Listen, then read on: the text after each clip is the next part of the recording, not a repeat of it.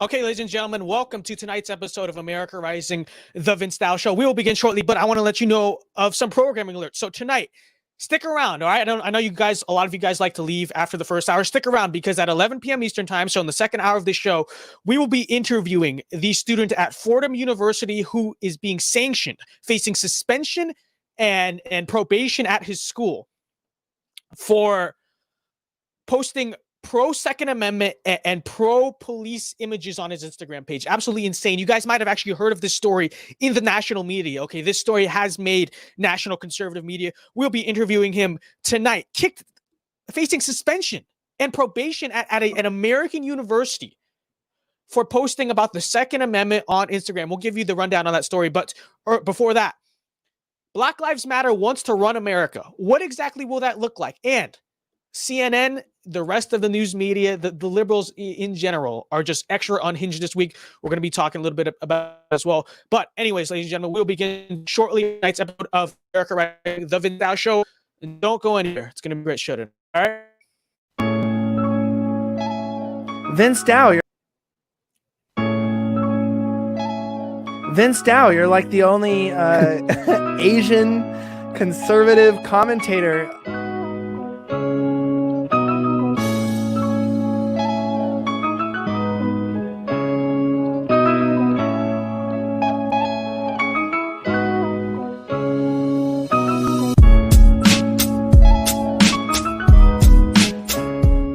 Hi, I'm Vince Dow, and I'm so conservative that I don't want anything to do with the left.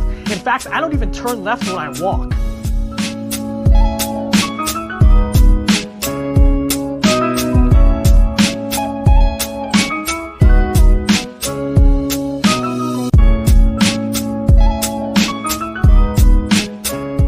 If we're spreading this conservative message and people like Vince Dow spread the message really well, and the young people get access to this message, they're going to start doing more research and looking into these subjects.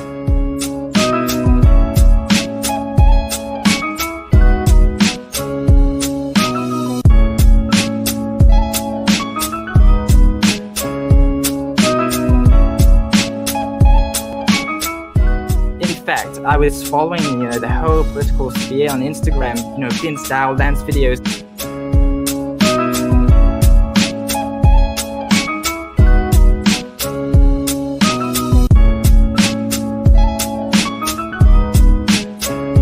The more we have people like you can be able to counteract all the BS that they spreading in school today, man. So you guys are just as important, man. Don't ever think otherwise, man.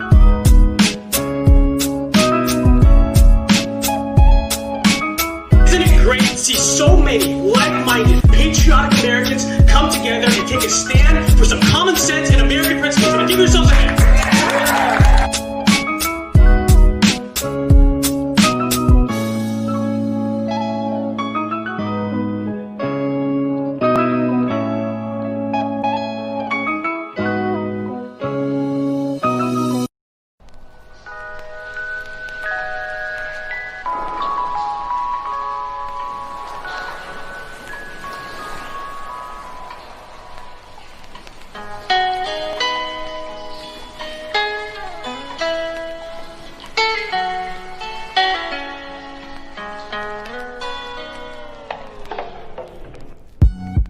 You guys probably know this too. Our generation is totally off the rails. I mean, they've completely lost their minds. They're supporting the All Cops Are Bastards movement. They're out here defending.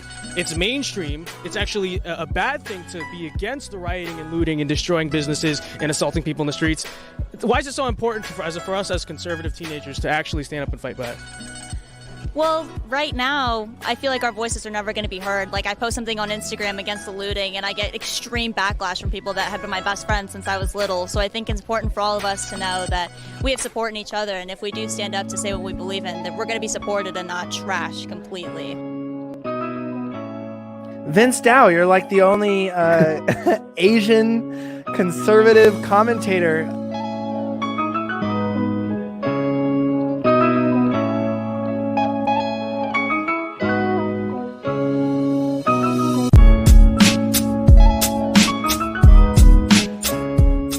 Hi, I'm Vince Dow, and I'm so conservative that I don't want anything to do with the left. In fact, I don't even turn left when I walk.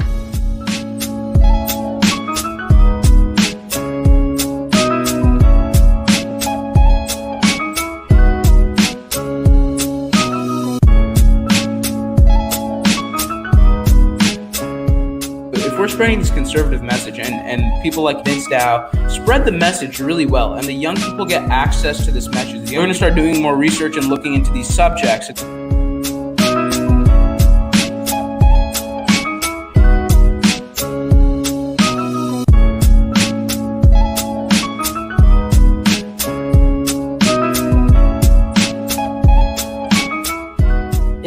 I was following, the whole political sphere on Instagram, Vince Dow, Lance videos.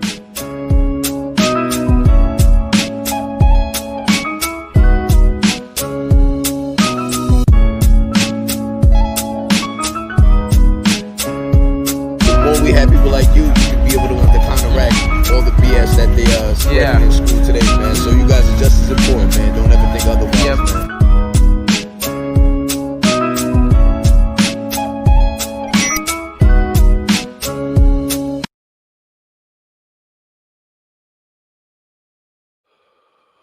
Okay, good evening. Welcome to tonight's episode of America Rising, the Vince Dow Show. I hope you're having a happy Friday. Black Lives Matter, the movement, wants to run America. And this is not much of a secret. I mean, I think even if you asked a member of the Black Lives Matter movement, they would tell you Black Lives Matter is not just a movement about police reform. It's not just a movement about police brutality. This movement wants to dictate policy in this country. This movement wants to run our country. So I think it's a fair question to ask. What would an America ran by Black Lives Matter looks like? What would a country ran by the leaders and the proponents of this movement actually look like? Well, we don't actually have to speculate, because Black Lives Matter did run a country for about 2-3 weeks?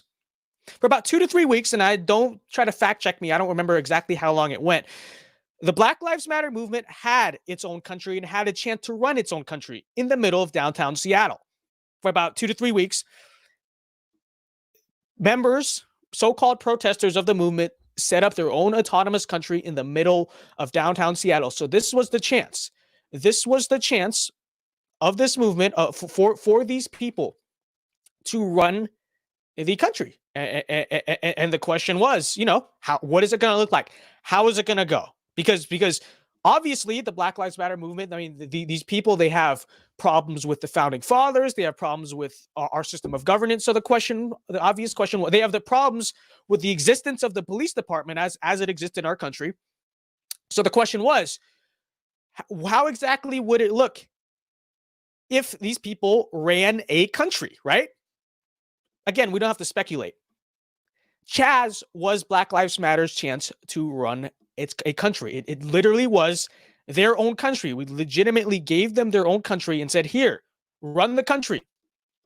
Needless to say, and as no surprise to anyone, Chaz, the chance of Black Lives Matter to run their own country was an utter and complete and unmitigated disaster. Within hours of Chaz being set up in downtown Seattle, we already had people getting violently assaulted by the Chaz security force in broad daylight in the middle of the street. Okay, journalists, random people, you name it. Within hours, we had police brutality already occurring in Chaz, and much worse police brutality than you see on your everyday street. We did an interview with a journalist who infiltrated Chaz, went to Chaz, covered Chaz, and you guys can go watch it yourself. I think it was a few weeks ago, and he straight up he told us all about it. People were getting violently assaulted in the middle of the streets. Business owners in the area beaten in the streets by the Chaz security force. You had journalists violently chased, beat. So within hours, people were getting beaten by the new police. The movement always tells you we have to let's reimagine policing, right? Within hours, the reimagined policing, we had people getting brutalized for literally no reason. Some of them were literally just journalists trying to film what was happening. Brutalized, beaten for absolutely no reason. But it persisted, right? It was, okay, maybe we were just off to a rough start here. Okay, maybe it's just, every country, it's not perfect at the beginning. So Chaz went on for the next few weeks, okay? And it ended with the brutal execution, the murder of 2 young black men. The amazing irony of it. that was their chance to run a country. Okay. And this is a legitimate question to ask, because when we ask ourselves, Black Lives Matter, the movement does want to run this country. They're pretty much honest about it now. They're not a movement about police brutality. They want to dictate policy in this country. They have very idealistic, large-scale visions of this country. So it's completely fair to ask, what will it look like, as my headline says, what will it look like when Black Lives Matter runs America? Well, we let Black Lives Matter run its own country for a few weeks. And from the very start, we had violent mobs beating people, harassing people, intimidating people all across the country. And it ended with the Chaz security force, the new reimagined policing, brutally executing 2 young, innocent black men for no reason whatsoever, okay? And that is your America on Black Lives Matter. That is what it will look like if Black Lives Matter runs America. If we let these people take power, your country will be ran by like Chaz. Your country will not have any sort of justice system or rule of law. It will simply have law of mob. You know, we have way too much, and I hate to do this because it is already way too much of this in our political discourse, okay? But I have to do this. I have to do this. You know, it's so tired and worn out when people compare whatever X, Y, or Z is doing in our country to like Hitler or Stalin or any sort of authoritarian regime. But it's just so true here. What this mob is pursuing is not a world without police. It's a world with their police. Okay? A world with a Gestapo. Because, see, when Hitler took power, one of the first things he did was actually get rid of the police department as they had it and just let his mob of Nazis, his Gestapo, rule the streets, decide the law in the middle of the streets. And that's exactly what we've seen. Same thing with Maoist China, right? Maoist China, Mao just let his revolutionaries, his young revolutionaries, run roughshod across the country, do whatever they want, enforce the law as they wanted, just you know, drag people out in the streets, beat them, kill them. That's exactly what we've had. That's what we had in Chaz. It's not just what we had in Chaz, by the way. That's what we had all across the country and still have across this country, as violent mobs substitute the role of police in this country, right? And we saw this with the riots, literally just violent mobs taking control, running the country, running the law in the country. And what did they do? What did they do? Violently beat and in some cases killed people who stood in their way. You want to know what America would look like with Black Lives Matter in control, which in a lot of ways they already are? Well, just in the past week, and this is a story you probably didn't even hear about from the mainstream media, a woman, I believe she was a mother, was shot and killed for saying the words, "All lives matter." You want to know what America looks like on Black Lives Matter? It looks like Nazi Germany. Different ideology, I get it, but the core system is the same. It looks like Nazi Germany under the Gestapo. It looks like communist China under Mao. This movement, this mob wants to replace the police, right? They want to defund police, abolish the police, but replace them with their own violent mob. You want to know what your country looks like on Black Lives Matter? Your country looks like Chaz, okay? Because Chaz was supposed to be the free and open zone, the zone where people, especially black people, can be safe from police brutality. And what happened? Black people got shot and killed by the Chaz security force in a way that would have never happened had we just not had police in place.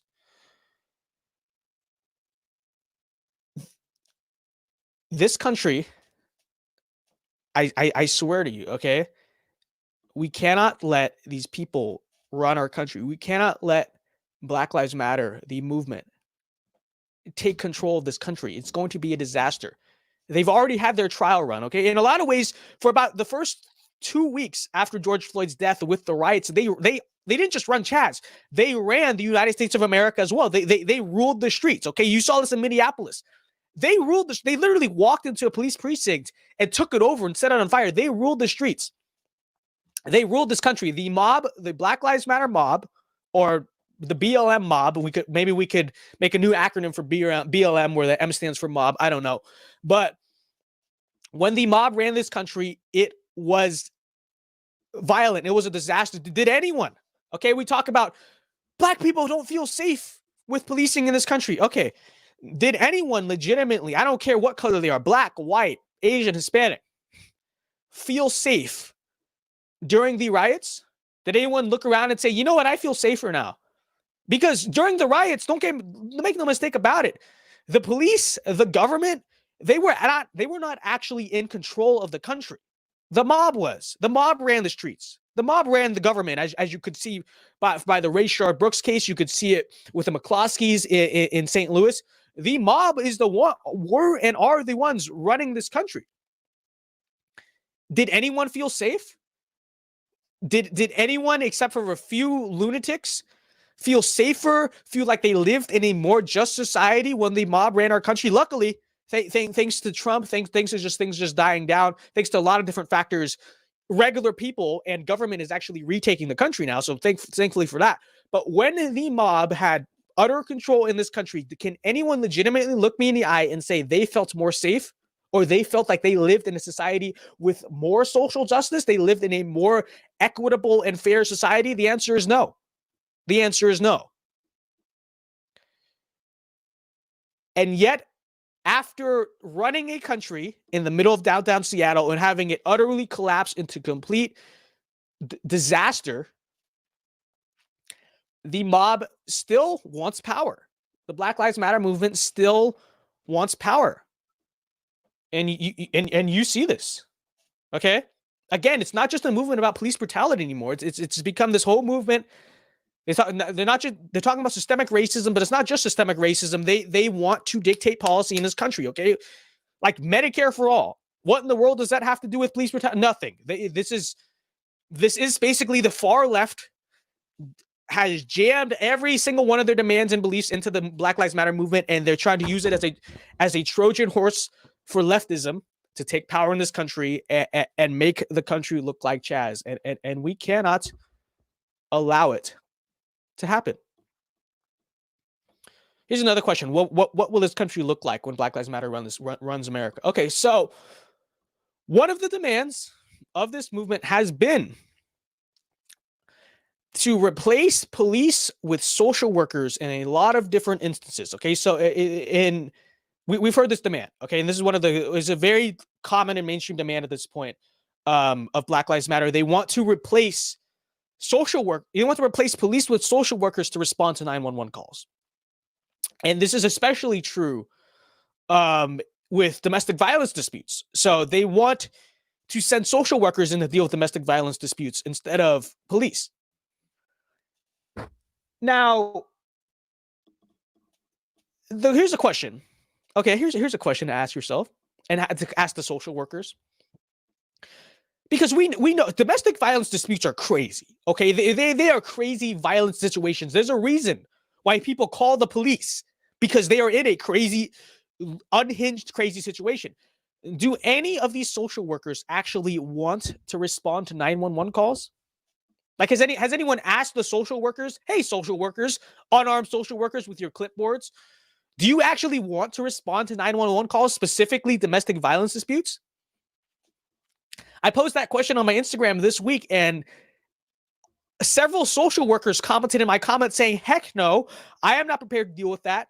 I don't want to deal with that, specifically because domestic violence disputes are violent, right? That's why they're domestic violence disputes, because they are violent. Great comment. They are violent situations. Why would you want to send why would an unarmed social worker with their clipboard want to go in and respond to that? I also got in my comments a lot of people pointing out cases in which police were actually involved in a shooting on domestic. When police responded, there was one in Utah, and one of the cops actually died. Very tragic, very sad. Where a cop was responding to a domestic violence dispute and was shot. Right, the person who is domestic, who is the abuser or whatever, it ended in a shooting. The cop was shot and unfortunately died. This was in Utah. Okay, one of my followers commented it happened in their community. I'm sorry, we're gonna have a social worker respond to that. This is. By the way, a lot of social workers also commented that because of this movement, they are talking about a lot of times when social workers go into sort of perilous situations, like, for example, child protective services, right? When social workers are removing a kid from a home, they go in with police escorts. And one can see why. First of all, if the kid is being removed from the home, there's probably something crazy and bad going on in that home, right? But it's not just that, right? When you're removing a kid from their parent, it is highly likely that that parent might not be exactly so happy with a social worker and might want to get violent. And that's why police escort social workers to deal with that type of child protective services matters. And a lot of social workers were commenting on my post saying they are trying to strip the police escorts for me in this situation, and I do not feel safe responding to these situations. So the consensus is clear. The social workers, A, don't want to go into the situations they do deal with without police, and B, do not want to deal with freaking domestic violence disputes, and nobody cares. Nobody cares. Black Lives Matter doesn't care. It's an agenda against police. Here's another one for you. And Berkeley, and of course it's Berkeley, okay? But Berkeley, California. By the way, Berkeley, California, outside of UC Berkeley, is actually not that safe of an area. So we're talking about a pretty dangerous area here in Berkeley, California, okay? Berkeley, California has the council in Berkeley, California, city council has voted to replace police with unarmed city workers to perform traffic stops. So they're going to have unarmed city workers, like, I don't know, I'm guessing the meter maids, the people who do parking enforcement and the ticket people. So the meter maids are going to do traffic stops. The meter maids are going to pull people over for speeding and traffic violations, not the police. Well, again, has anyone asked these city workers, the meter maids, if they actually want to respond to traffic stops? Has anyone asked them? Because traffic stops are actually extremely dangerous situations. Like, people don't understand just how dangerous doing a traffic stop actually is. It is, I don't know the statistics, but I would assume it's one of the most common ways that cops actually get killed, because it's very common that when police are responding to traffic stops, the person in the car, because you can't really see as you're approaching the car, the person in the car pulls a gun on them and shoots and kills the cop, right? Has anyone asked the unarmed city workers if they want to do that job? How do you guys think this is going to go? Having social workers and unarmed city workers respond to 911 calls? You think they're prepared to handle that? By the way, nothing against social workers, okay? Social workers most of them are legitimately good people who go into that field because they want to help people and they want to help others, right? Most social workers I know, they are good people. But I'm sorry, I genuinely don't think that they are prepared to deal with the type of situations that Black Lives Matter is suggesting that these people deal with, okay? I don't think the meter maids in Berkeley are prepared to pull people over and give them tickets. By the way, even if they're not getting shot, which I hate to say, but it's probably going to happen, someone's going to pull a gun on the meter maid, and because the meter maid are not police, they don't have guns, situation's not going to end well, right? But does anyone actually, here's another question to ask yourself, does anyone actually have respect for the meter maids? I mean, they, like when when cops pull you over, most people, it's not necessarily that they fear police, but they get nervous and they get respectful because it's a cop. It's a figure of authority. Who in the world trusts the meter maids, dude? Or the city workers? The DWP, those people with the DWP, with the trucks with the flashing lights, they're going to be the ones that pull you over? Who's going to respect them?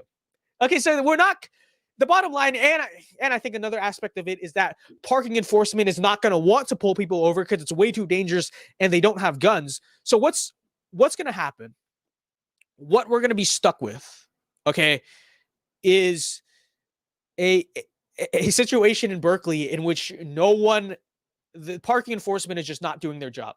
Like, they're just not pulling over anyone. And we're going to have lawlessness. Like, people, we're going to have so many DUIs going unstopped. And then what's going to happen? The drunk drivers are going to crash, probably get a lot of people die in DUIs. It's one of the most common forms of death in the United States. Those are going to go way up. It's all going to go way up. What will America look like when Black Lives Matter is in charge? They're already in charge in New York City, Chicago, and a lot of other places. Specifically New York City. Let's zoom in on New York City specifically, because I think it's very important to talk specifically about the case of New York City.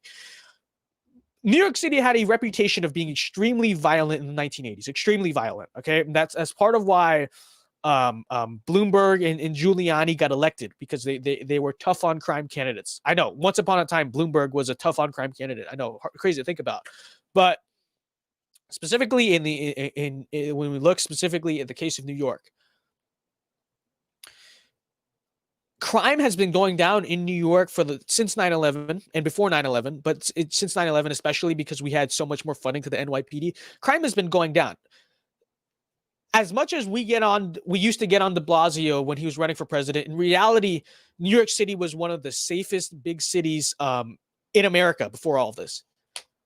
Well, now Black Lives Matter is in charge. Okay, Bill de Blasio just straight up hates his own police department. That's pretty obvious. He loves to tell the American people in the world just how much he hates his own police department, right? He's defunded, and the city council and Bill de Blasio have defunded the NYPD by, is it $1 billion? I believe it's $1 billion. I'm not exactly sure, but huge cuts to the NYPD. They've canceled the incoming class of police academy cadets, so that's out the window. He's abolished the plainclothes anti-crime unit. So you abolish the anti-crime unit in New York City, I think it's pretty clear what's going to happen, right? And in general, in New York City, police are generally just scared. I mean, they're generally scared to do their job, so they're not responding to calls. There's an obvious case of under-policing in New York City.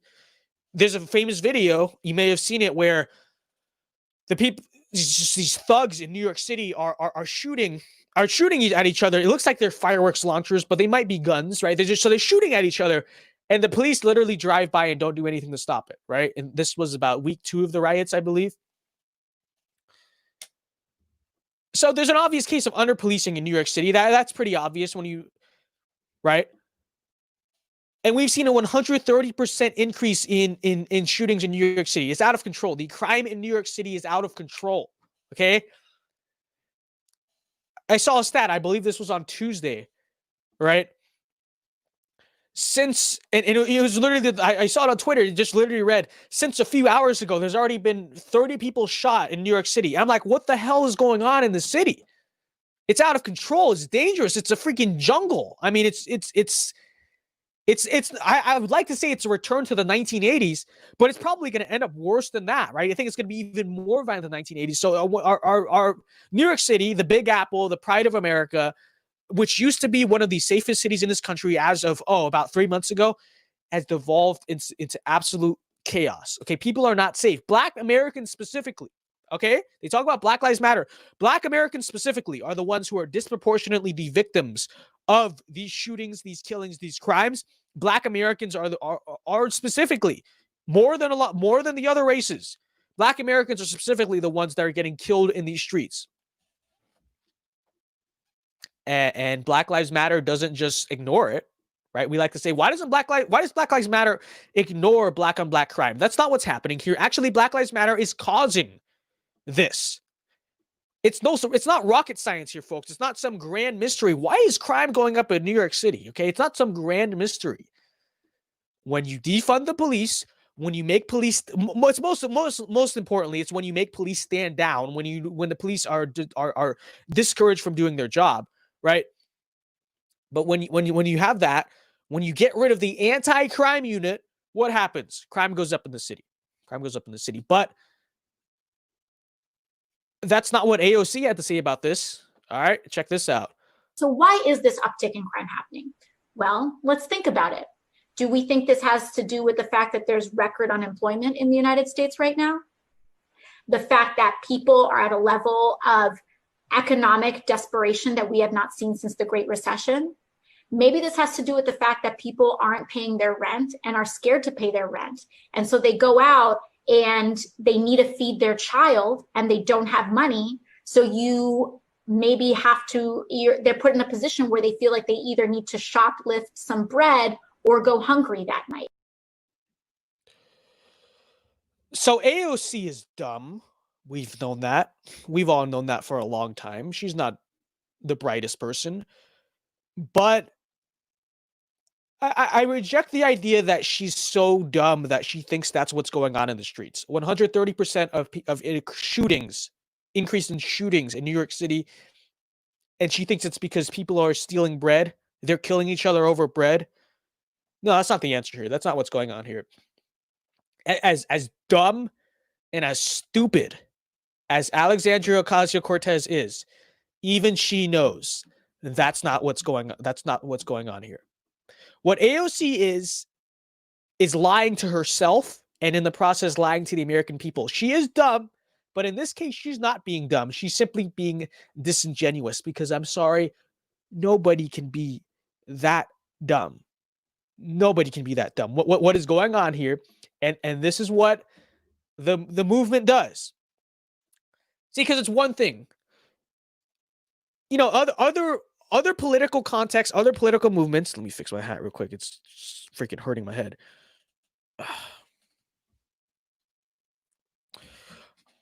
Other political arguments, other political movements, at least we debate about reality. Okay, so we see reality, we see what's going on, and we debate what the best course of action is, what's right or wrong. This movement is very different, right? And this is what authoritarian movements do. This is what totalitarian movements do. They rewrite reality. They alter reality. So AOC has convinced herself into this altered version of reality where the increase in crime that we are talking about is people shoplifting bread and food items from grocery stores, not people executing each other with guns in the street. By the way, just going to put this out there.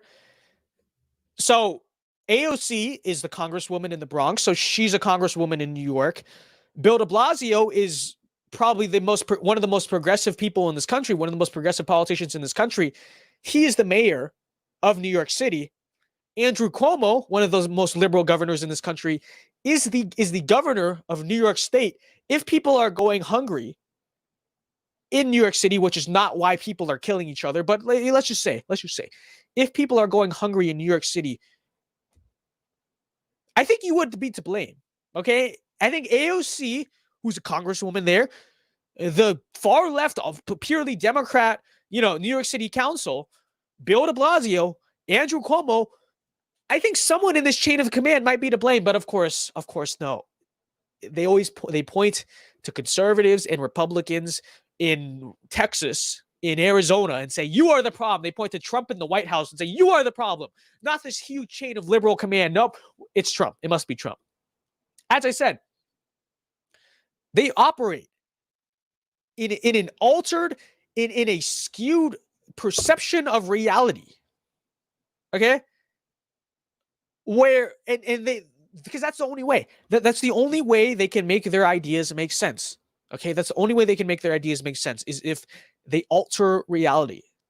And as I will compare to other authoritarian regimes in the past again, this is what the Nazis do. This is what the Maoists do. This is what Stalin does. This is what Lenin does. This is what Ingsoc in 1984 does. They alter reality. Okay, they alter reality so then their ideas must make sense.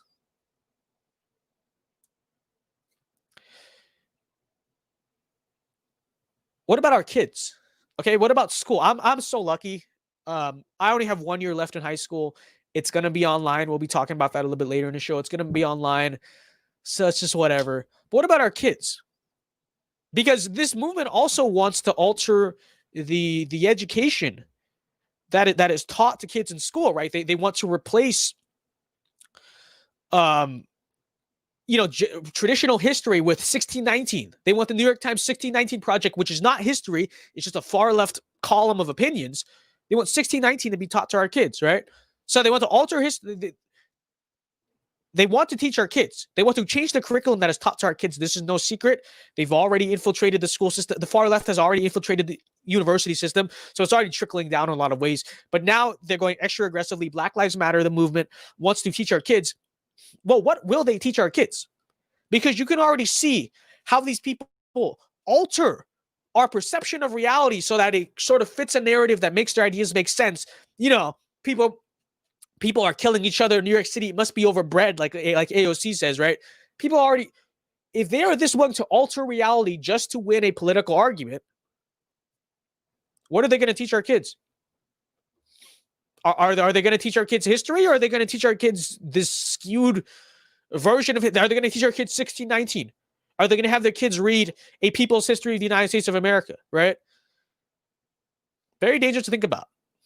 The bottom line is this. We've already seen, we know what it will look like if BLM runs this country. The bigger question is up to us to stop it. Okay? That's just it. We have to stop this mob because as I laid out, hopefully I convinced you, when they run this country, it's not just going to be 4 more years of, it's just not going to be like another Democrat presidency, right? Which is just, it's just the country leans more liberal. No, it's going to be insanity. Okay. Your country will look like Chaz. Your country will look like New York City. Your kids will be reading 1619 and A People's History of the United States instead of actual history. So your kids, and as any authoritarian movement targets, your kids are the ones being targeted by the mob. So they're going to be radicalized, right?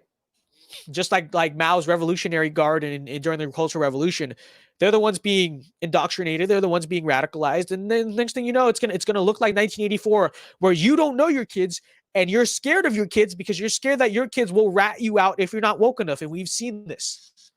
I've actually seen this a few times on Twitter and social media and stuff. Kids actually ratting out, exposing their parents because their parents don't agree with their politics. Who does that? Kids brainwashed by BLM do that. There you go. So that's the bottom line, guys. That's my open tonight. That was the longest opening segment I think I've ever done. How long was that? So 10 minutes. So 5 minutes. That was about a 34-minute opening segment. Very interesting. Very interesting. Okay. Anyways, ladies and gentlemen, before we go on to the next segment, I want to advertise the fact that we now have merch. Okay, Vince Dow merch has arrived. Hopefully you've already ordered yours. We sold like 30 products already. But if you haven't, Vince Dow merch is here. Hold on. I'm going to put the link in the live chat right now. Just go to teespring.com/stores/Vince Dow. Cop my merch. Okay? To cop the merch. Link is also in the description. It's on my Instagram page. All right, Vince Dow merch is here. We have a great collection. All right, we've got the Vince Dow 2040 shirts. Okay, and you guys can go. Hopefully, you guys go out to the stream, browse some merch. We have the Vince Dow 2040 shirts, hoodies, designs. So it looks like the Reagan Bush 84. Do I have the Reagan Bush? I don't have it right here. But the Reagan Bush 84 shirt, but it says the Vince Dow 2040 to hype up my hypothetical 2040 presidential run. We've got the Alpha Moves only. We have an Alpha Moves only hoodie, which is very popular. A lot of you guys are buying that. Also, Vince Dow Island hoodies and shirts and all that. We've got that, and a lot of cool stuff. All right, a lot of cool stuff. We have the Dow Pack, the Dow Pack hoodie. That's also very, very popular. So go head on over to teespring.com/stores/Vince-Dow to cop your Vince Dow merch. And if you do, you guys follow me on Instagram, send that to me on Instagram. I will post it on my story and also on my feed on my personal account. It's going to be epic. If we get enough people buying merch and I know who has the merch, we could probably even do like a cool promo video together for the merch. So you guys will be featured on my social medias. Buy the merch. All right, buy the merch. Teespring.com/stores/Vince Dow. We will be adding also be adding some new collections probably next week. But yeah, go head on over. All right, cop the merch, guys. It's not really not that expensive. Okay, $20 for a t-shirt, $22 for a long sleeve t-shirt, only $28.99 for a hoodie.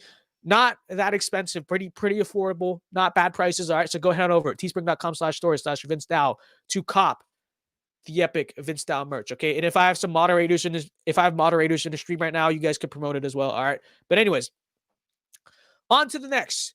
CNN is unhinged. Liberal media is unhinged, and we've known this, you guys. Where's that freaking banner? We've known this ever since Trump has taken office. The media has been just off their rocker. And there's some weeks we could talk about it every week. We could talk about this stupid segment, this stupid thing they're saying every single week, but it gets boring. Sometimes it's like, okay, there are legitimately more important things that affect you and affect your life than whatever stupid crap Don Lemon and Chris Cuomo and the talking heads on TV say that don't understand or represent the American people. But with that being said, I just gotta say that they are a little bit extra off their rocker this week. And liberals in general. Okay, so this segment might interrupt with. Should I start this segment? Because we got the interview at the 1 hour mark. So whatever, we'll just run with it. Okay, we'll get this done fast. All right, this is gonna be a rapid fire segment. But so Trump, it started with the Goya food scandal. You might think that's the only thing. No, in general, the liberals are just off their rockers this week. But we got the Goya Foods thing. So the CEO of Goya Foods, which is they make Mexican, Hispanic food products. To be honest, I've never eaten it, but I know they have like taco mix, stuff like that, right? So it's very popular and commonly used food products in the Hispanic community. The CEO of Goya Foods praised Trump after Trump was signing a Hispanic prosperity initiative, right? And the liberals lost their minds. The liberals absolutely lost their minds. Immediately, you saw liberal Twitter, including Alexandria Ocasio-Cortez herself, calling for a boycott of Goya Foods. Okay? And so in response, maybe I could pull it up right now on my phone right here. In response, Trump does a little trolling. Okay? So all he does is post a picture of himself with some Goya food products at the Oval Office, behind the Resolute desk, right? Just showing, hey, we conservatives, we stand with Goya Foods. That's it. All right. And you would have thought, well, that's it. That's kind of funny. It's sort of a little troll. Liberals might be a little bit upset, and you think that's it. But the amount of a big deal that these people made out of a picture of Trump with some cans of beans behind the Resolute desk is absolutely insane. Okay, and listen to Anderson Cooper. Anderson Cooper is not the only host on CNN that was absolutely off his rocker about this issue, but it's the clip I have. Listen to this. This is a picture the President of the United States posed for and put out on his Instagram page. The truth is, any attempt to explain or contextualize this grotesque photo only adds the insult. So we'll let it speak for itself. We'll let it be exactly what it is, a picture of the most powerful man on earth facing the most serious challenge on earth right now in the Oval Office behind the famed Resolute desk and a can of beans, plus a few other items from aisle 9. That's our wartime president, the guy sitting behind his desk with cans of beans. And that's what the president is doing in addition to endorsing cans of beans with 137,000 Americans dead and many more dying. We're in a public health battle for our lives and our futures, and the president is sitting there behind the Resolute desk, resolutely clutching at beans. Grotesque photo. Oh, look at this grotesque. Cuckoo. Okay, these people are completely out of their minds. All right. By the way, I like how Anderson Cooper is like, while 137,000 Americans are dead. Overinflated death count, but anyways, while 137,000 Americans are dead, President Trump is posting a photo with a can of beans as if that picture didn't take Trump like two minutes to set up, okay? Literally, Trump was probably like, hey, Secret Service guy, whoever, advisor, go get me some Goya food products. Okay, so the Secret Service guy, whoever buys that stuff, goes and gets it. Trump does his work. They come back, and like, here's the product. Okay, take the picture, done. So this whole process probably took about 2 minutes. And CNN is out here like, this grotesque photo while 137 Americans are dead. Trump is busy and focused, and our president, our wartime president, is focused on a can of beans. Shut the hell up. You guys are a joke.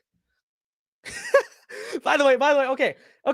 Let's do this then. So CNN thinks that they're literally, I mean, you can see this just by their smugness and arrogance and elitism in the way they cover the news.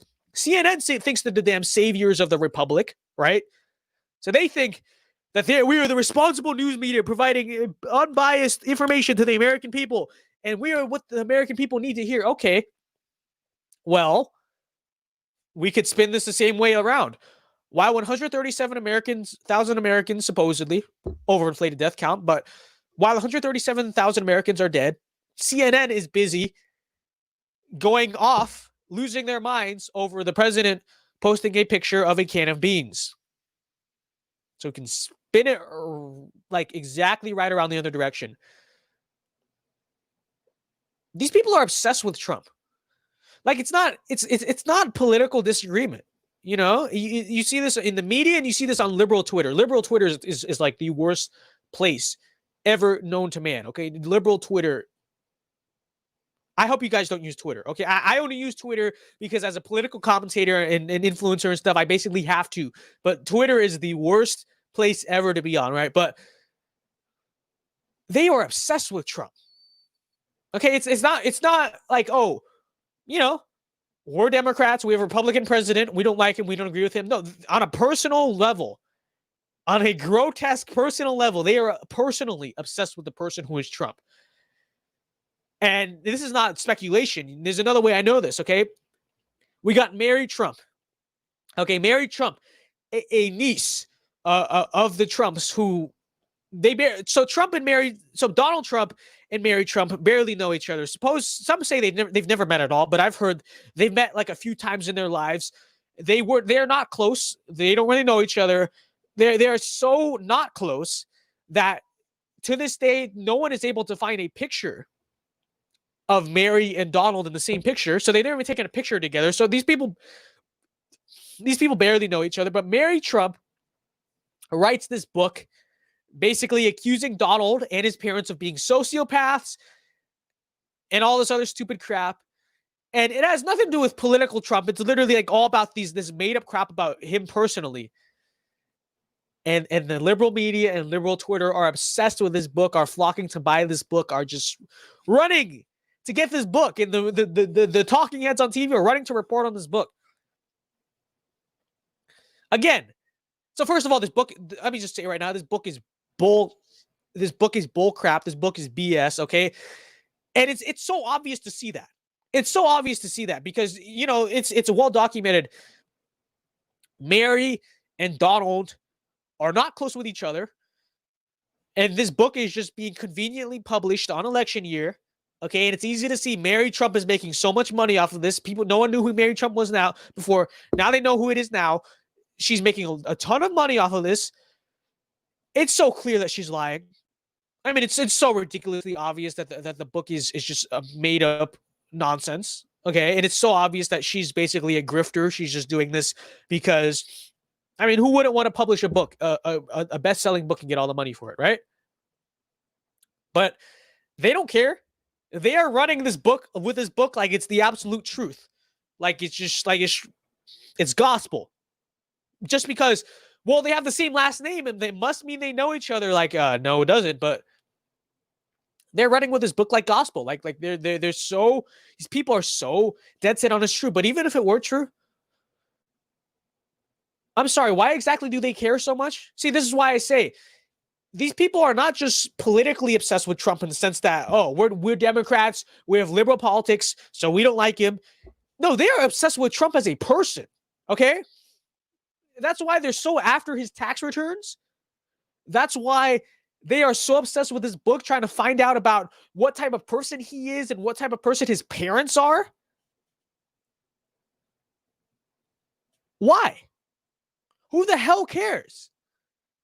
Like, when I talk about a lot of issues, when I talk about liberal politicians, have you ever seen me spend a whole hour talking about how AOC, where like some stupid part aspect of her, talking about AOC's parents or something stupid like that? Have you ever seen me do that? Have you ever seen any conservative obsess? Like, I get it. Sometimes you bring up, oh, AOC didn't actually grow up in New York. She grew up privileged. But we use that as a political argument to say, look, she grew up privileged, right? And so she talks about privilege. She grew up privileged, right? But we still use it as a political argument. Same thing, Joe Biden, Tara Reid. We talk about that as of how the hypocrisy there, but then we use it to talk about a political argument about the Me Too movement. These people are not even making political arguments. They are just obsessed with the human being that is Donald Trump. And it's honestly sort of sad to watch. Like, it's sort of pathetic to watch. Someone says they brought up his SAT score the other day. Right. There was another aspect of the book, which was they accused him. Mary Trump said that he paid someone to take the SAT for him, which, I mean, I'm pretty sure she's lying, but even if it were true, who the hell cares? I mean, who the hell cares? This was in the 60s, 50s? How old is Trump? Early 1960s?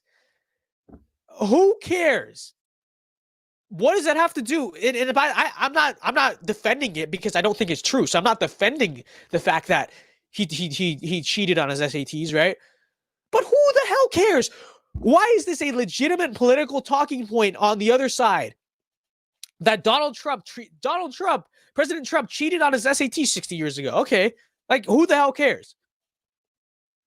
He still managed to go to school at Penn, made it through Penn, graduated from Wharton. Okay, Penn, which is the best business and finance school in this country. So, I mean, clearly, the idea that, oh, he's so stupid that he couldn't, well, even if he did cheat on his SATs, he still made it. People act like Ivy League schools are so easy. Like, oh, just so long as you get your 1600 on the SAT, you're in, and it's just smooth sailing. Like, no, it's not. Ivy League academics are extremely rigorous and hard. So you have to have something. You have to know something to make it through that. But who the freak cares? Who? These people are personally obsessed with Trump, and I don't understand it. Why is it? Why, CNN, liberal Twitter, all of you people, why exactly are you so obsessed with Trump? Is it out of jealousy? Are you jealous that he's an extremely successful and powerful person and you're not? Is it because he's in power, but he doesn't act like your general elitist? He doesn't virtue signal and constantly talk about how much better he is than the average person? Is that why? Is it because he makes you look stupid?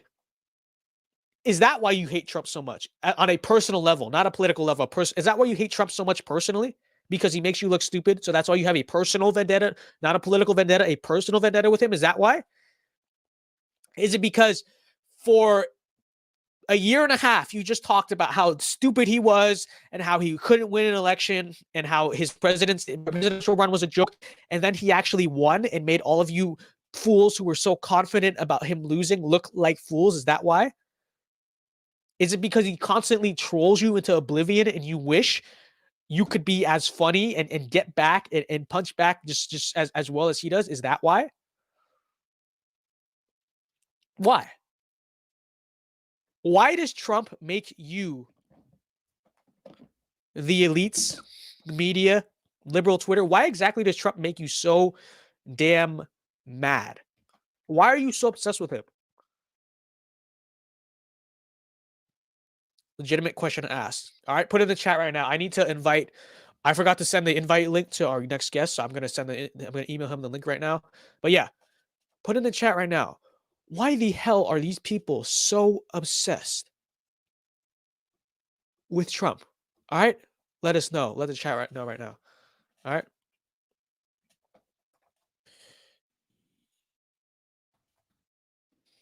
Give me 1 second here. I got to send out this invite link to my guest. All right. So here, austintong@gmail.com.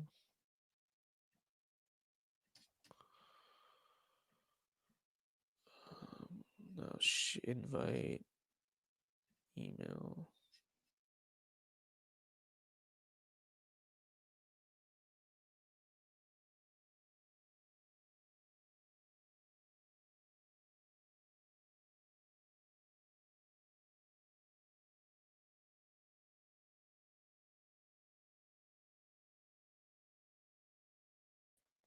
All right, sorry about that, guys. I didn't know it was going to boot me out of the stream when I sent the email. But, all right, I got my guest in, so that's going to be good. All right, but why? They are so obsessed. Anyways, let's see what you guys said. Why the hell are they so obsessed with these people, okay?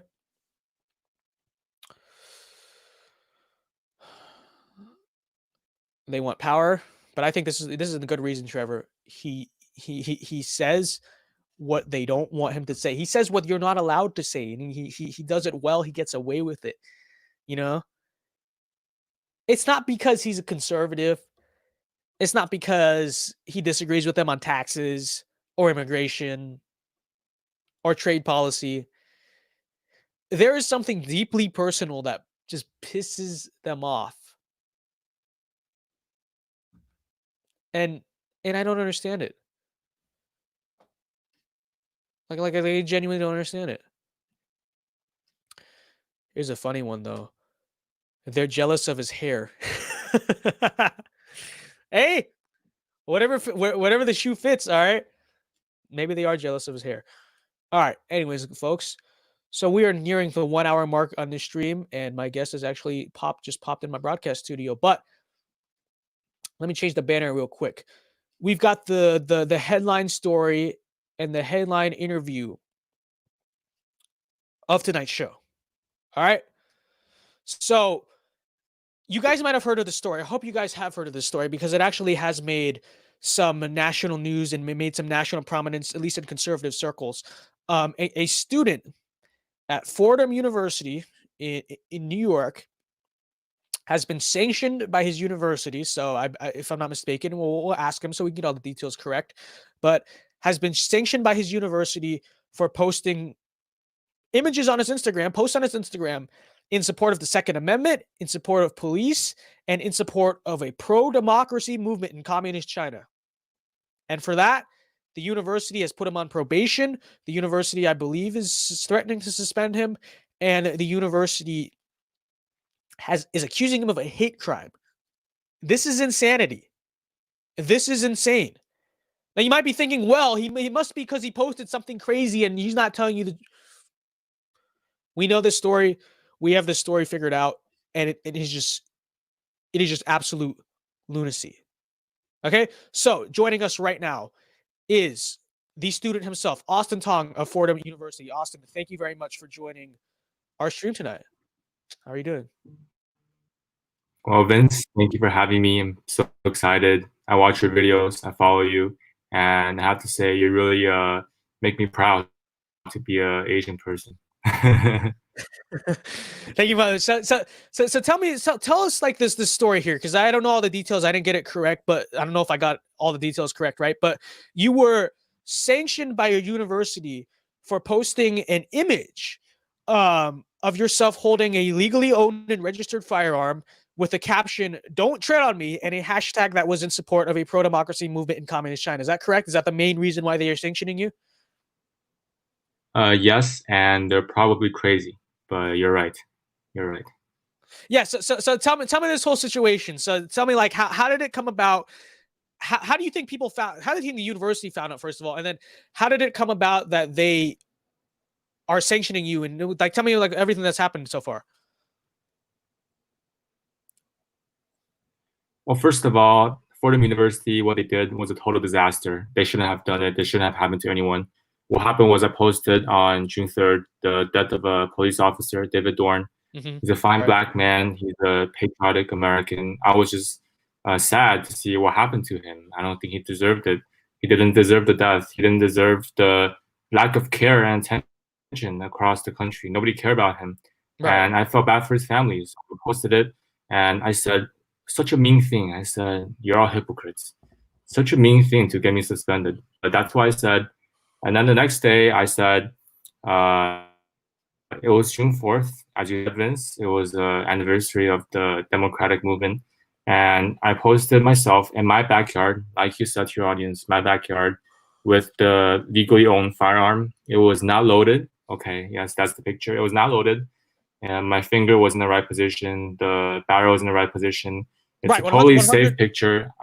complete trigger safety. Right. Yeah. Right. Yes. Look at my smile. I'm smiling like a baby. I'm so happy. I don't look like a threat, do I? So Nope. I did that, and then I wrote, "Don't try it on me." And like you said, the hashtag. So that got a little backlash. We had a few hundred comments. We had a few hundred shares, I think. And what's surprising is Fordham University commented on it, like they're addicted to Instagram or something. They're on the Instagram and they commented saying they'll look into the matter. People reporting me, saying I was a threat, saying I was a racist, saying this one person said I'm a gun supremacist. I don't know what that means. And despite my opinion that I don't have to explain why I did, because I don't threaten anyone, and the caption I use is really common, and you know what I mean. I was appreciating the right to bear arms in this country, and why that event, the anniversary, should remind us that we should be grateful in this country. We have the rights, we have the means to protect our rights, and what I said is just grateful for what we have, and everyone knows that. But even so, I posted a comment after seeing a minor backlash. I said it has nothing to do with recent events, has nothing to do with the previous post. Okay, it has nothing to do with the previous post. And you can't just say that I posted the second day. The second day just happens to be the anniversary. So I'm sorry for not posting on the next day. I'm so sorry. But I don't want to apologize. But I posted, I explained, has nothing to do. That night, okay, that 10 o'clock at night, we got a call. We got these public safety. And they said, we're outside your house. It was like getting a call from the Soviet police. And we were shocked. We didn't know what to do. My family was home. And keep in mind, this was my home, not my dorm. So we didn't know what to do, but we didn't think like we did anything wrong. So maybe they were checking up, maybe, who knows. So they were outside, so let them in. They don't have the right to, but I don't want to be rude. And they came in. They were nice. They were retired policemen, and they questioned me on why I have a firearm. They questioned why I posted. They questioned where I bought it. They questioned what kind of gun. They questioned, a lot of questions. And he was nice. To be fair, he was very nice. He was courteous. But I had to write a report, and that's pretty surprising to a lot of people already. The Fordham public safety acting like the FBI, coming to our house. They're acting. But what's to me very sad. Okay, very sad. They're really acting more like the communist police in communist China, the people you were protesting against, basically, with that photo. But keep going. That's ironic. You're absolutely right. But the irony continues. The irony continues, and they placed number one irony. And what happened was the safety officer called me after about an hour he left. He said that Austin, you should delete the posts, both posts. You would think the gun post, but both posts. And asked why. He said it's better for all of us. And I said it's my free speech. It is our free speech. And he said, you do have free speech. But he said he represented the university. And he said in the name of the university, they want me to put it down. And they said, listen to this. They said that if I put it down, then all matters will be put before us. And I won't be having more trouble. And I'm not exaggerating this. I mean, And this is not on their personal level. This is not personal advice. They emphasize that they represent the school. So, you're Asian person, I'm Asian person. And, we tend to play it safe. So I thought, if I took it down, it's just an Instagram post. I should, not care too much about my ego. But, now I realize it's not ego. It's rights. And we shouldn't let them go so easily. That's why we're fighting right now. But after 2 days, I didn't really got a call from the wonderful, and he called me. Why did you call me? And he told me this. He said, usually I don't call people regarding this. He called me to tell me I'm gonna be subjected to a disciplinary hearing.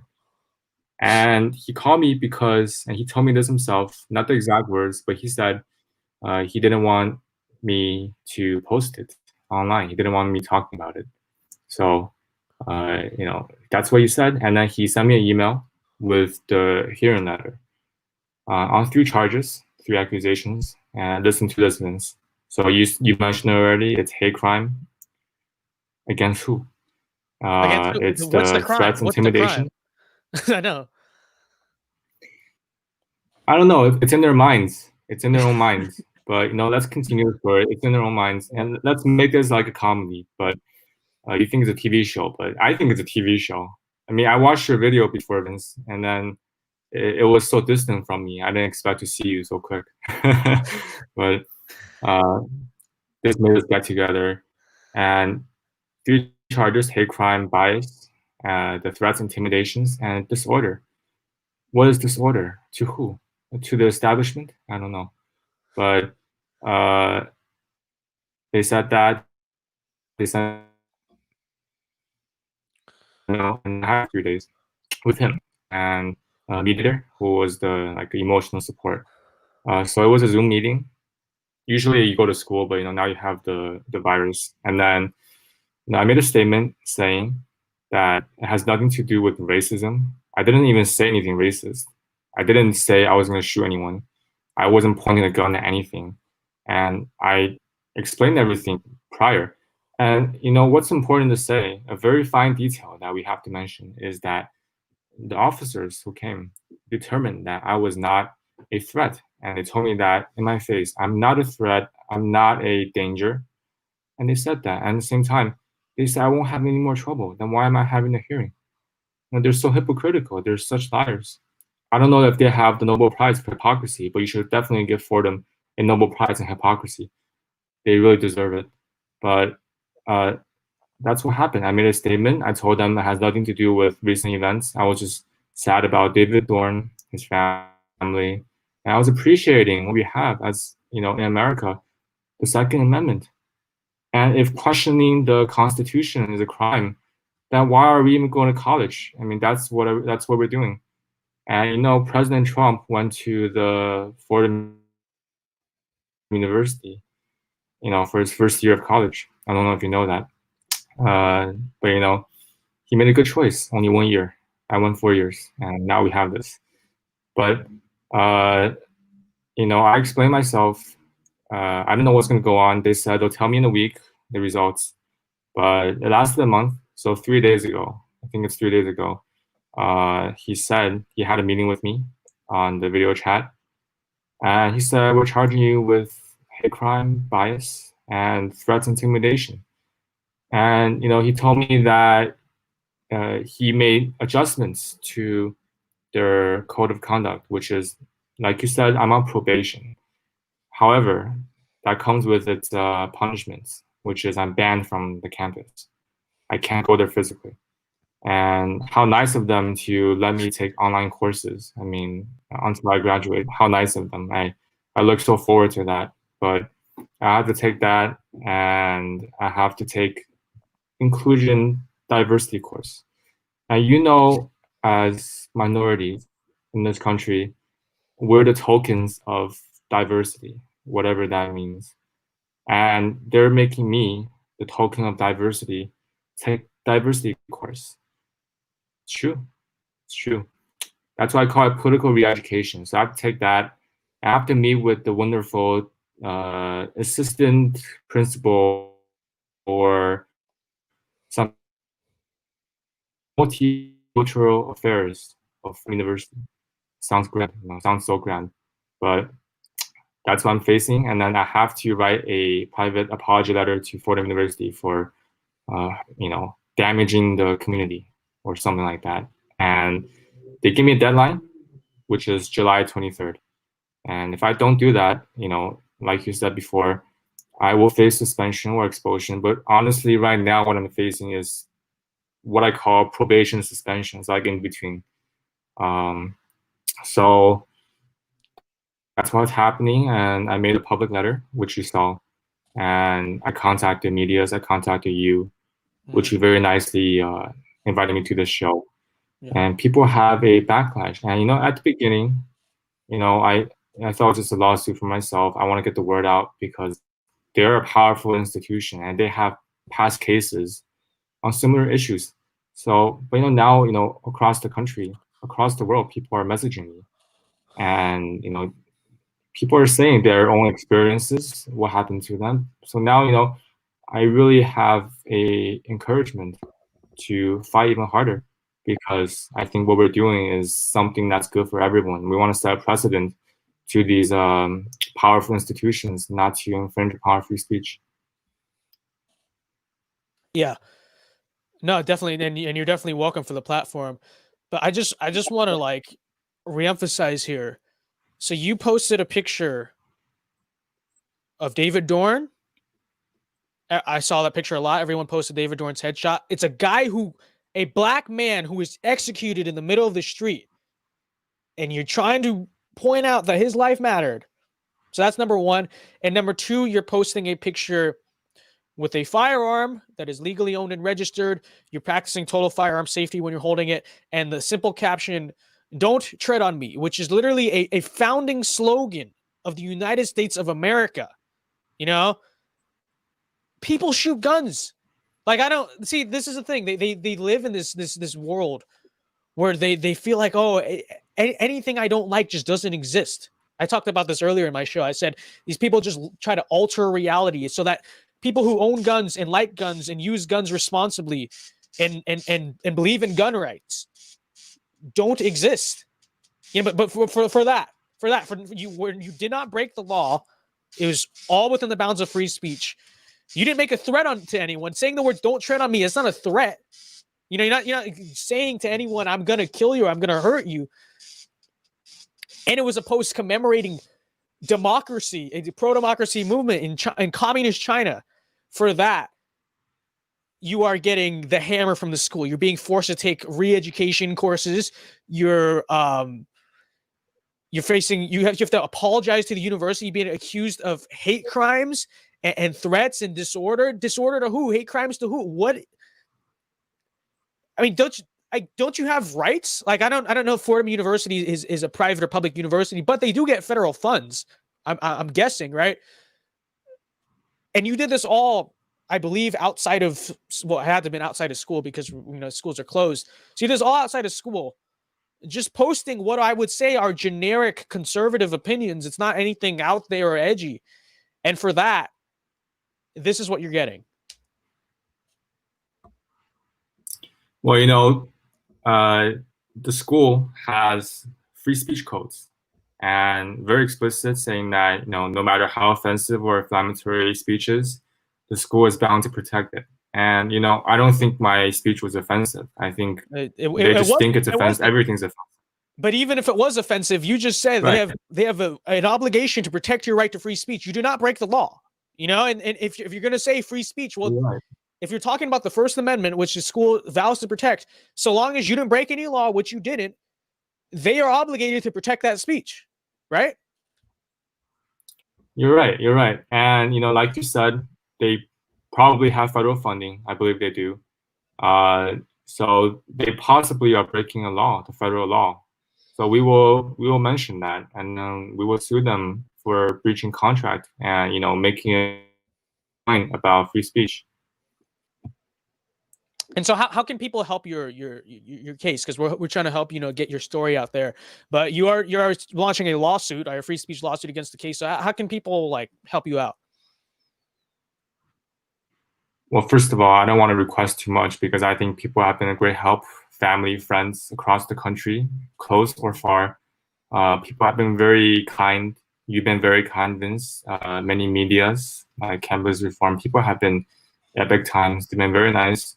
All I can say is just get the word out if you support this, if you experience something like this. All I can say is, I didn't want to be a hero, but, now I'm in the spotlight. So, Yeah. I hope to make this something for you. And so, we will have a lawsuit. Still looking for a lawyer with fundraising right now. I mean, it's been a few days. We contacted FIRE. It's a campus rights group. They contacted for them. A lot of media's contacted, no response. So, they've been arrogant, and I'm not sure after the 23rd what's going to happen. I might be suspended. I don't think they'll expel me. I mean, I dare them, but I don't think they'll expel me. But, right now, I think we'll just get the word out. Here's something I was thinking about. So it's pretty clear you go to a very left-wing campus.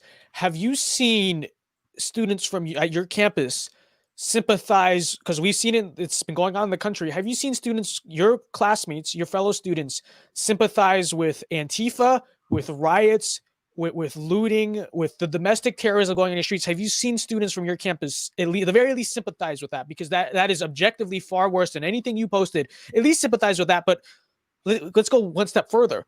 Encourage it, participated in themselves, because the nationwide looting, rioting, a lot of people were involved in that. Have you seen that? Have you seen people from the other side at your campus say far worse things in terms of violence and disorder and threats on your campus? Well, Vince, I have a lot to say about that. I have a lot to say about that. But right now, first I want to say there are a lot of Democrats, there are a lot of independents and Republicans, and all religions that came to me to support this. So I do want to give credit to that. I don't want to make this a partisan thing. So yeah. I think I am fighting for the free speech of everyone, and whether you're conservative or liberal. But however, I do want to comment on what you said. It's a very hypocritical situation we're facing. The people who told me and reported me and shared me like I'm the monster are people I know, and they know me. And the dean of students knows me. These people they're not babies, okay? They're very aware of what they're doing. And there was a student, a Fordham student, who threw a Molotov cocktail. And for those who don't know what that is, that's like a bottle with fire lit. And she threw it at something or someone during a protest. I'm not sure if the police car or it's something. And the school didn't comment on that. I mean, it's like that didn't even happen. People don't even care. There's like a disconnect in information for people. And, for someone that hurts people, they don't get anything serious from the school. I'm not saying a lot from the school. But for someone like what we did, we didn't do anything. And we get punished. It's ridiculous. But people do have sympathies with Antifa. People do have sympathies with those. But, I think, from my opinion, a lot of it has to do with putting a hat on people you don't like. And I see that very going on right now. They don't like you. They just say you're racist. You say you're what.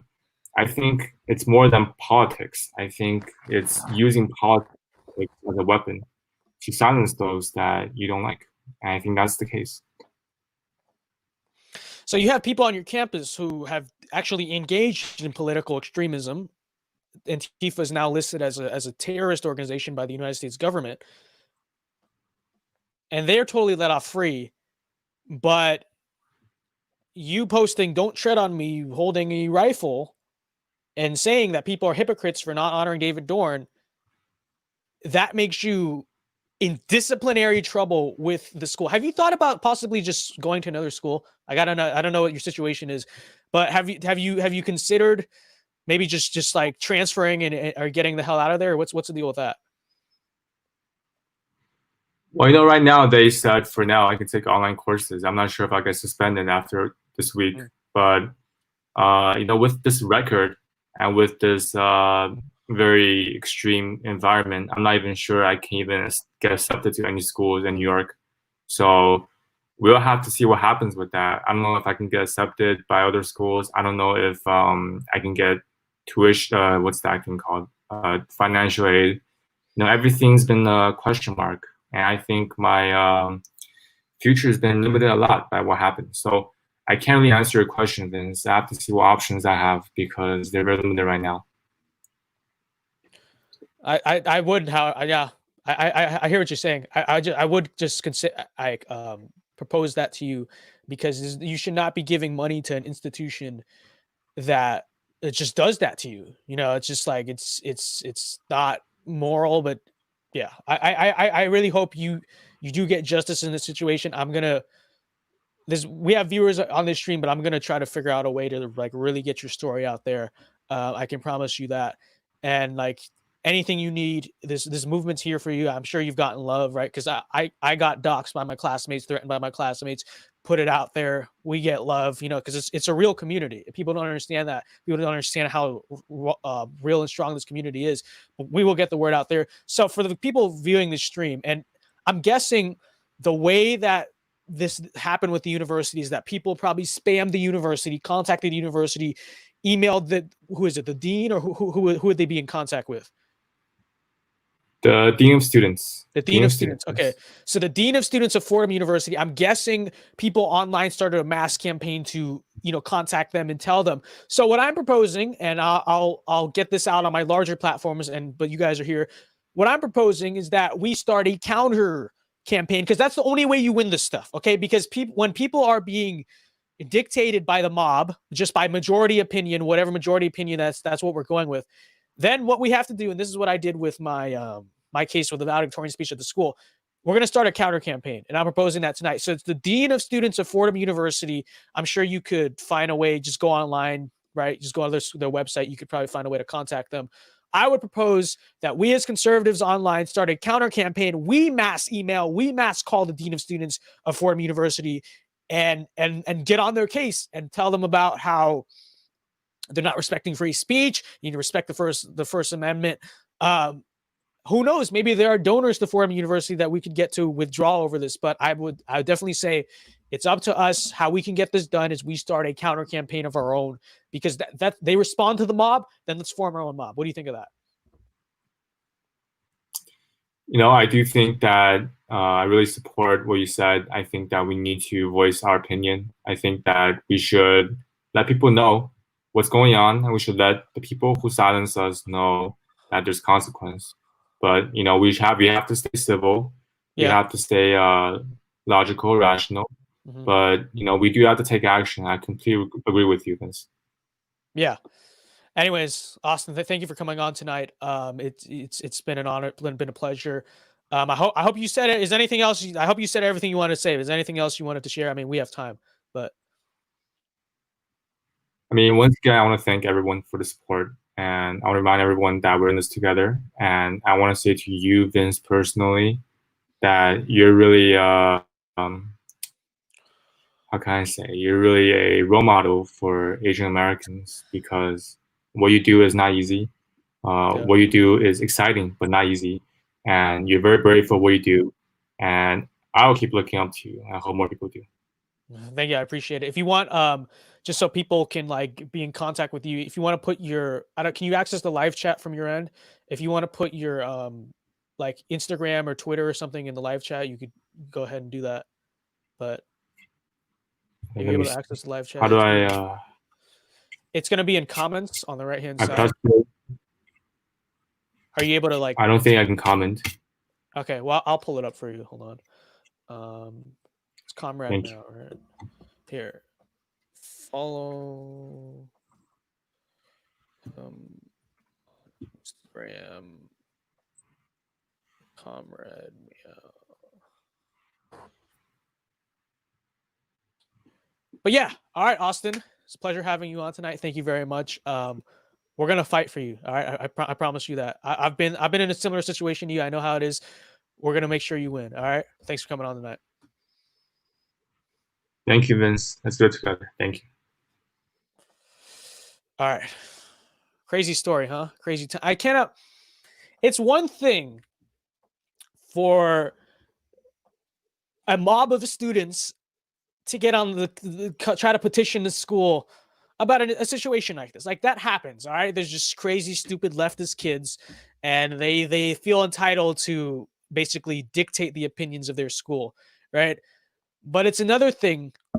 This is an American university. Okay, an American. This story. This story is just insane. Okay, it's legitimately just, what country are we living in? What country are we living in where it's one thing if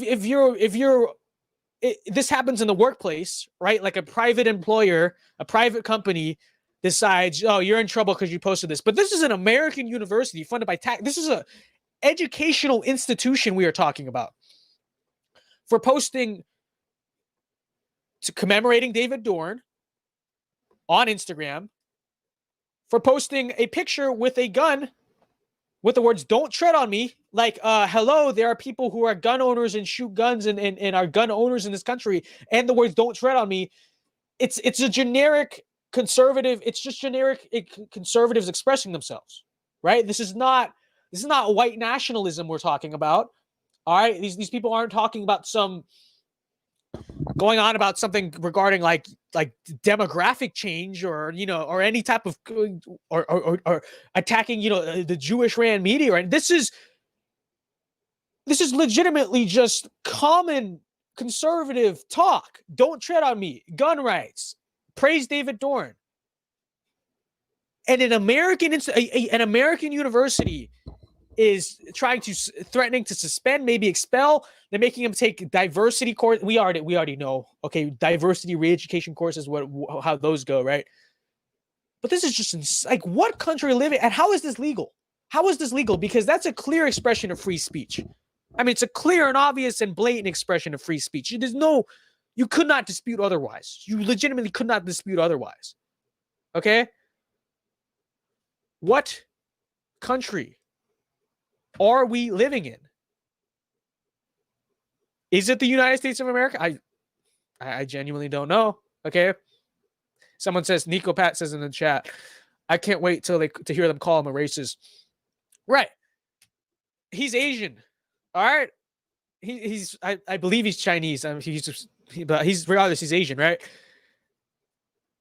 This kid's not a white supremacist. He's just a conservative. See, this is the thing. Conservative students are not welcome at many American universities. Okay, and this is something I think about. Right, I'm applying to college this fall.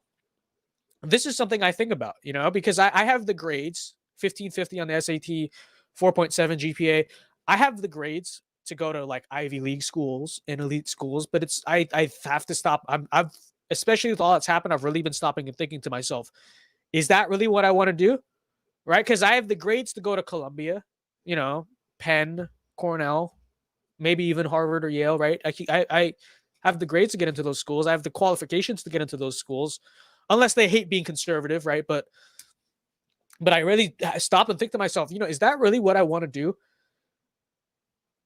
And deal with crap like this for 4 years? And honestly, I've been swaying to the opinion that I really don't. Okay, so I've been looking at some more, let's just say, like I'm not looking. I don't really, the schools I've been looking at as my major and stuff. I'm not really going to go to like a super conservative school like Hillsdale or Liberty or something like that. But I've been looking like I need to go to a campus where in a city in a state where I feel like I'm not. I don't have to deal with crap like that, because I don't care if kids try to cancel me, but the university needs to take my side and respect my rights. And that's not what's going on here. And it's absolutely crazy. And you just stop and think. The universities are where kids are supposed to learn life skills, and what type of skills is the future of our country learning? When you say, when you say to the kids, oh, he didn't break any laws, but his feelings are hurt, so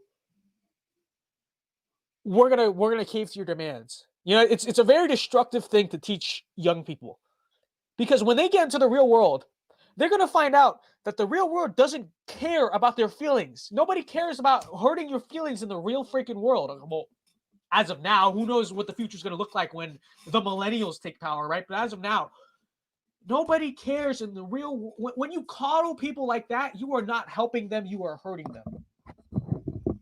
My mic freaking fell down. Sorry about that. Hopefully you could hear me. But when you teach stuff like this to people, you're not helping them, you are hurting them for the real world, because that's the point of college. Okay, the theoretical point of college. Now college is honestly, it's getting more and more useless, but in theory and concept, the idea of college is to teach kids to get ready for the real world, right? High school is like they teach you like the fundamentals. College is where you're supposed to learn your real world skills, right? You're supposed to go out to the world and do a job. That's what you're supposed to learn in college. When you are not preparing people from the real world, when you coddle them like this ideologically, where you're like, oh, honey, a conservative posted "Don't tread on me" on social media. Oh, okay, don't worry, we'll coddle you. Like, no, like you're not helping these kids. You know, the point of education, especially a Western liberal education, the point of it is, one of the big points of it is to be exposed to people of different backgrounds and with different ideas. Emphasis on the different ideas, because the colleges love to talk about the different backgrounds part, right? I get all these letters from colleges saying, we pride ourselves off of our racial and ethnic diversity, but they never say we pride ourselves off of our intellectual diversity, because there is no intellectual diversity at these campuses. It's a far left echo chamber, right? And that's education. One of the points of education is you're supposed to hear opinions and be exposed to opinions and have discourse. That's what you're supposed to do in college, on college campus. That's what you're supposed to do. That's one of the things you're supposed to do. Be exposed to different ideas, right? And by the way, you know, there are a lot of Marxist professors, and I'm not saying Marxists like they self-identify as Marxists. 15% of all economics professors, I don't know if you knew this, but 15% of all economics professors self-identify as Marxist. Okay, it's actually the largest single school in academia, right? And I mean, do you see conservatives starting petitions to get rid of the Marxist professors? You know? No, we only start petitions when the Marxist professors start grading down their own students, you know? But part of it, I mean, that's the point. And I would desire, like, obviously, like, you know, you don't really want Marxism in your society, but still, if we have Marxist professors on our campus and we tell ourselves, and it's true, but we tell ourselves intellectual diversity, that's good, then why the hell can conservative students not be allowed the right to exist on campus? Express their views in the most basic and benign ways. I mean, it's insanity. I mean, it's absolute insanity. And I really think about it. You know, I really stop and think about it. Like, am I sure I want to go to? By the way, I've been looking at Arizona State now, Tempe, just because it's Phoenix, it's Arizona. So I can open carry there. The gun laws are awesome, so I'll always be safe. But also, I love Arizona. Okay, I love the state of Arizona. It's a freedom state. It's awesome. The student population is, you know, it's pretty balanced. So it's more conservative leaning. I know I'll be fine there. So I've been looking at schools like that, and it's high. I want to major in finance. It's pretty highly ranked for finance too, so that's not a problem. But I've been looking at schools like that because it's like, I'm an Asian kid with 1,500 plus and 4.7 GPA. I'm supposed to go to the Ivy Leagues and all this crap. But why the hell should I go to a school where I'm literally denied the right to exist, to express my own opinions? This is not the private sector. This is school. This is university. This is where we're all supposed to learn and express our opinions and have debate, and we can't. Anyways, that's just something to think about. Speaking on the topic of school, do I have it here? Yes, I do. Speaking on the topic of school, my school district, I'm still in high school. This is my senior year. My school district has decided that we will not be going back to school in person at all next semester and probably the whole school year. We're going to be going on 100% virtual. I am very pissed off. I mean, on a personal level, this is not for anyone else. This is just for me. Virtual learning allows me to have more time and more space to work on political stuff and to, manage my social medias and make more videos. So I guess that's the only upside of it. But on the downside, this is incredibly stupid. I mean, this is incredibly idiotic. Okay? They did polling. Of LAUSD parents. I'm in LAUSD. They did polling of LAUSD parents. And the majority of parents said they either want their kids to go back to school full time or do a hybrid schedule, which a hybrid schedule is where it's like you go to school 2 days a week and do the other 3 days online, which I thought we were going to do. And honestly, I would have been fine with. I would have accepted that. Okay. But instead,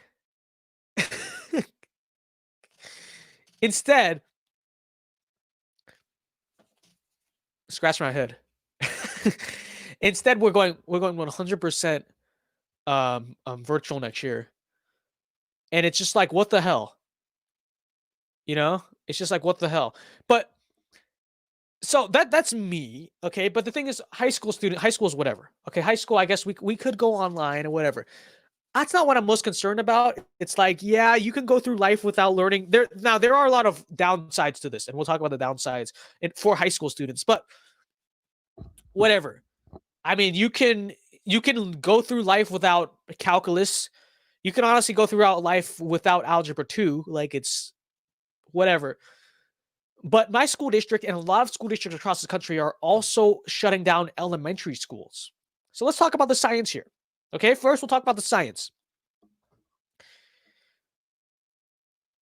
Unlike with the flu and most respiratory viruses, children very rarely even contract COVID-19. And when they do, they've almost never spread the virus. Okay, and this is not even conjecture. We've seen this in real time. Okay, schools that have reopened in Europe, the elementary, the primary schools, have not seen any significant spikes in COVID-19. Even the daycare center in New York that's been open this whole time, no significant spike in COVID-19. The reality is, even if children do contract, if children do contract the virus, one, they're at very low risk of it, but also two, they've almost never spread it. They are not spreaders of the virus. Okay, these young children we're talking about.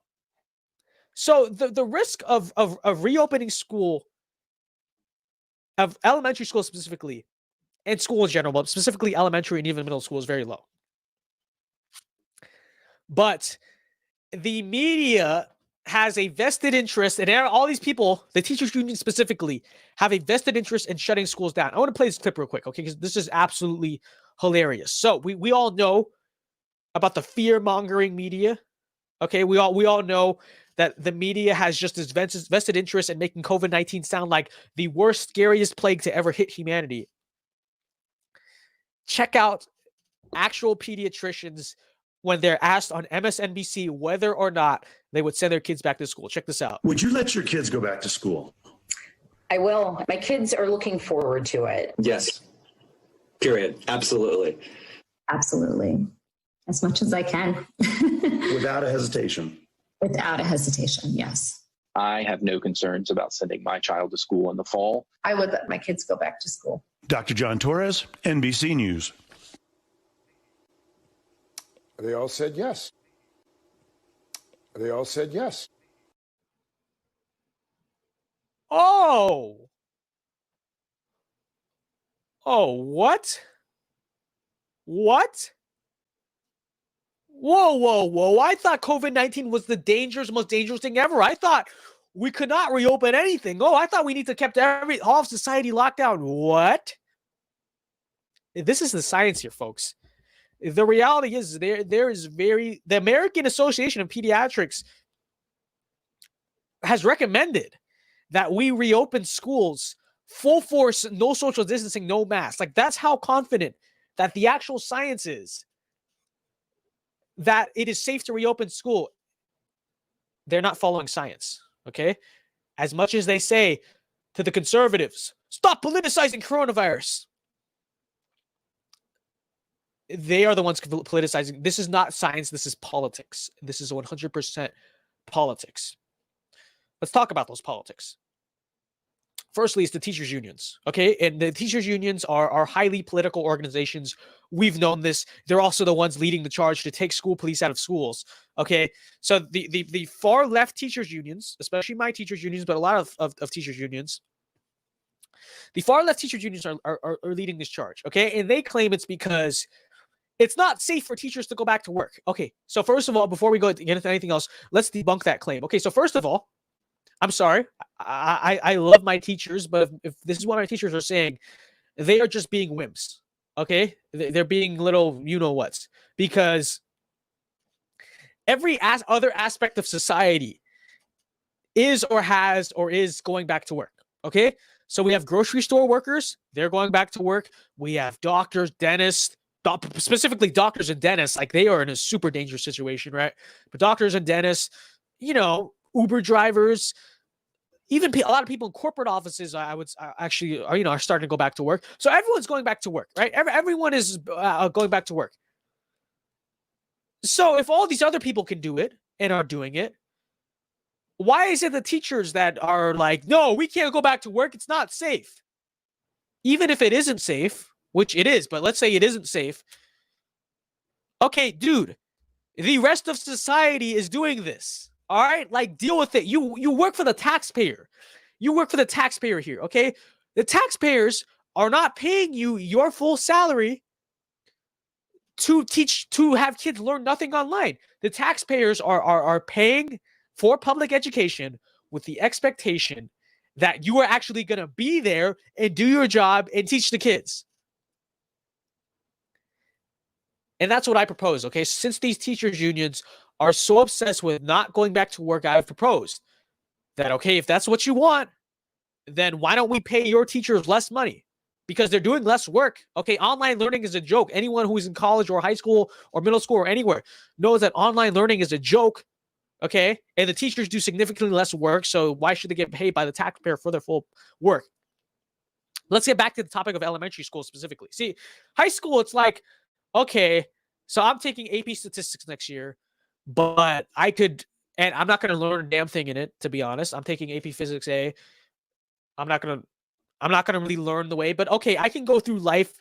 I don't need statistics or physics to go through life. You know, it's like whatever. You know, it's most of the classes you take in high school are useless and you never use, right? It teaches you how to think. It teaches you good logic skills, but okay, I can live with that. Whatever, right? Whatever. It's whatever. But elementary school is so important, okay? First of all, the academics you are learning are fundamentals, okay? So we're talking about basic math and arithmetic, which you actually do need for the real world. You need to know how to add, multiply, all that stuff. Basic English skills, so you need to know how to read proficiently and fluently. You becoming fluent in the English language, right? And it's not just that, though. It's not just that. What about these social interactions, you know? Because as teenagers, as adults, we go without social interactions. We get kind of down. We feel kind of isolated, but it's whatever. But in elementary school, that is where kids learn social cues. You know, it's where they learn to conversate. The social skills you pick up in elementary school are vital. You know, in every semester of every grade matters because it's a developmental process. It's a developmental process. So we've already lost a semester. We lost last semester because of coronavirus, and now we're going to lose another, and probably the whole school year. That is 3 whole semesters. Dude, you can't just catch up magically. This is a stage of development, you know, and that it's the same thing with reading and writing and all that, and the actual important skills you learn in elementary school. It's a stage of development. You cannot fall behind. You know, because first of all, the brain, once you hit about 12 years old, the brain sort of stops learning and growing as much, and it's harder to absorb new information and learn new things when you're young, it's when it's easiest to learn new things. So as you get older, it's going to be a lot harder to catch up. So the development, this matters. Okay, and it actually pisses me off. It really angers me. And honestly, we're gonna have a whole generation of kids who are screwed. They're not gonna be proficient in math and English and this stuff. They're not gonna have social cues, social skills. You know, And it might sound like, oh, it's just third grade that they're missing. What's the big deal? In the grand scheme of things, that might not seem that important, but actually the developmental process, every stage, every step, every day, week of the school year matters at that age. Now, for older students like me, like high school students, like, okay, I could go online, but for younger students, this stuff matters. This stuff really, really matters. And it's not just that. Older kids can go to classes on Zoom. Okay, they can do these online classes. Elementary school kids are just not, they just can't do it. Like they're not going to be able to handle like just online learning. Like they're going to get distracted. It's not set up for them. They have to be there going to school in person. You know, we can watch a lecture online, I guess, right? We don't want to, but we can. The elementary school kids can. And it's really sad because we're going to have an entire generation of kids that are behind. And the thing is, the rest of the world is sending their kids to elementary school and middle school and even high school in many cases. So guess what's going to happen? We already have this problem today that we're behind in education, but the rest of the world's going to kill us. All right, they're going to beat us. Like kids in China, they're in school right now. Okay, they've gone back to school. They're going to beat us. They're going to have a generation of kids that outperforms our kids across the world, because we're the only idiots in this country that are scared to send elementary school kids back to school. It's a terrible thing. It's a terrible thing for our country, and I blame the media, this fear-mongering media. Would you let your kids go back to school? I will. My kids are looking forward to it. Yes. So I blame the media, and I blame the teachers' unions, because the teachers' unions are in a battle.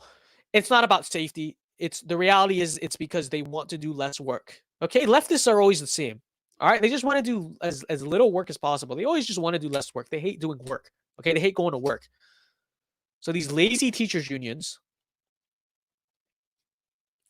are in a battle to make sure that schools don't open, because it's just that they don't want to have to do any work. That's it. That's it. You know?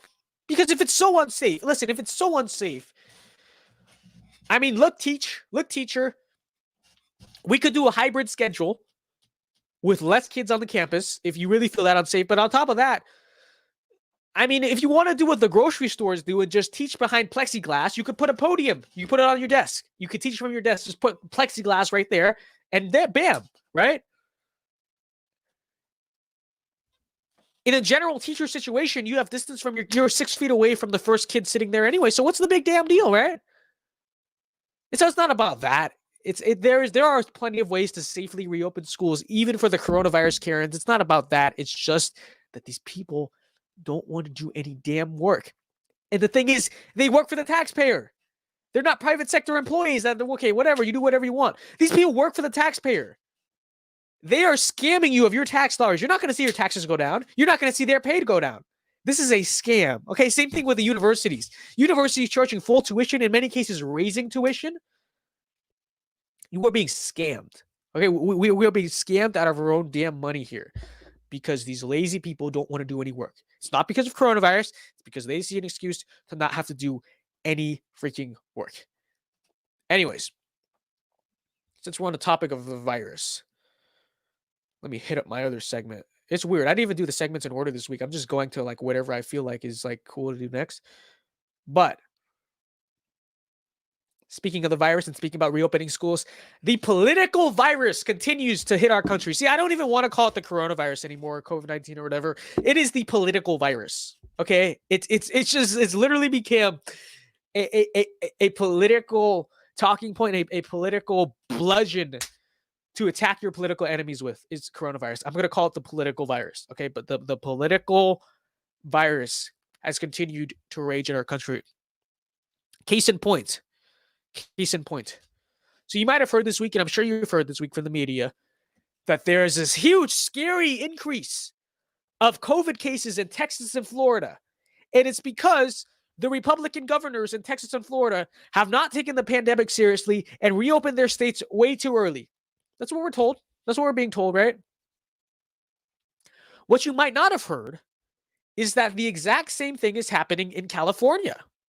Here in California, Gavin Newsom has shut down, I think it's like 23 counties here in LA County. We are shut down. So we are in our second shutdown. Coronavirus hospitalizations are at their highest rate since the beginning of the pandemic. So we're really like having a hard time with the virus, right? But the media isn't talking about it. You know, it's all about Texas and Florida. The media is not talking about California. They're not accusing Gavin Newsom or the California governor or the mayor of LA of reopening too early, you know? In fact, they're probably not even talking about it at all. But over in Texas and Florida, where they're having problems with cases, it's those Republicans not taking the virus seriously. It's people who aren't wearing enough masks. It's that the governors opened, they reopened. See, they reopened too early. They're not saying to California, hey, you reopened too early. Why? Florida and Texas have Republican governors, and here's another important one. They are important states for the 2020 election. They're important swing states for the 2020 election, and California is not. So there you go. It's the political virus, because even though California, actually, I would say California is actually having worse problems right now than Texas and Florida. The media is not attacking, and we saw this with Cuomo too. Okay, the Andrew Cuomo his handling of coronavirus was an utter and complete disaster. Now he's selling propaganda posters to celebrate his victory, and the media is celebrating him, except Jake Tapper. Outside of Jake Tapper, the whole media is saying Andrew Cuomo was a success story. No, actually, Andrew Cuomo was an absolute disaster. He moved the freaking coronavirus patients in the convalescent homes. But there you go. It's only the Republican states and the important states for the 2020 election. It's only when they have problems that it's, you reopened too early. You need to make people wear their mask. You're not taking the pandemic seriously. Political virus. But let's talk about it. You know, let's actually talk about the so-called COVID spike in Texas and Florida. It turns out there are a lot of problems with these numbers, and it's not actually conspiracy theory. All right, it's not actually conspiracy theory. Just in Texas, the CDC actually had to remove about 2,000 to 3,000 cases because they were counting probable COVID-19 cases. So they weren't even testing and finding out for sure. They were just probable COVID-19 cases. Added those to the numbers, and they were running with that. In Florida, you had a case where they asked the health department, "Hey, you had a 20-year-old die of coronavirus. Did he have pre-existing health conditions?" And they said no. He died of a motorcycle accident. But it's counted as a COVID death. You freaking kidding me? But it's not just anecdotal evidence. Check out this story in Florida. Check this out. Fox 35 in Florida did an investigation into these numbers, and what they found was horrendous. Check this out. There are dozens of labs that process tests.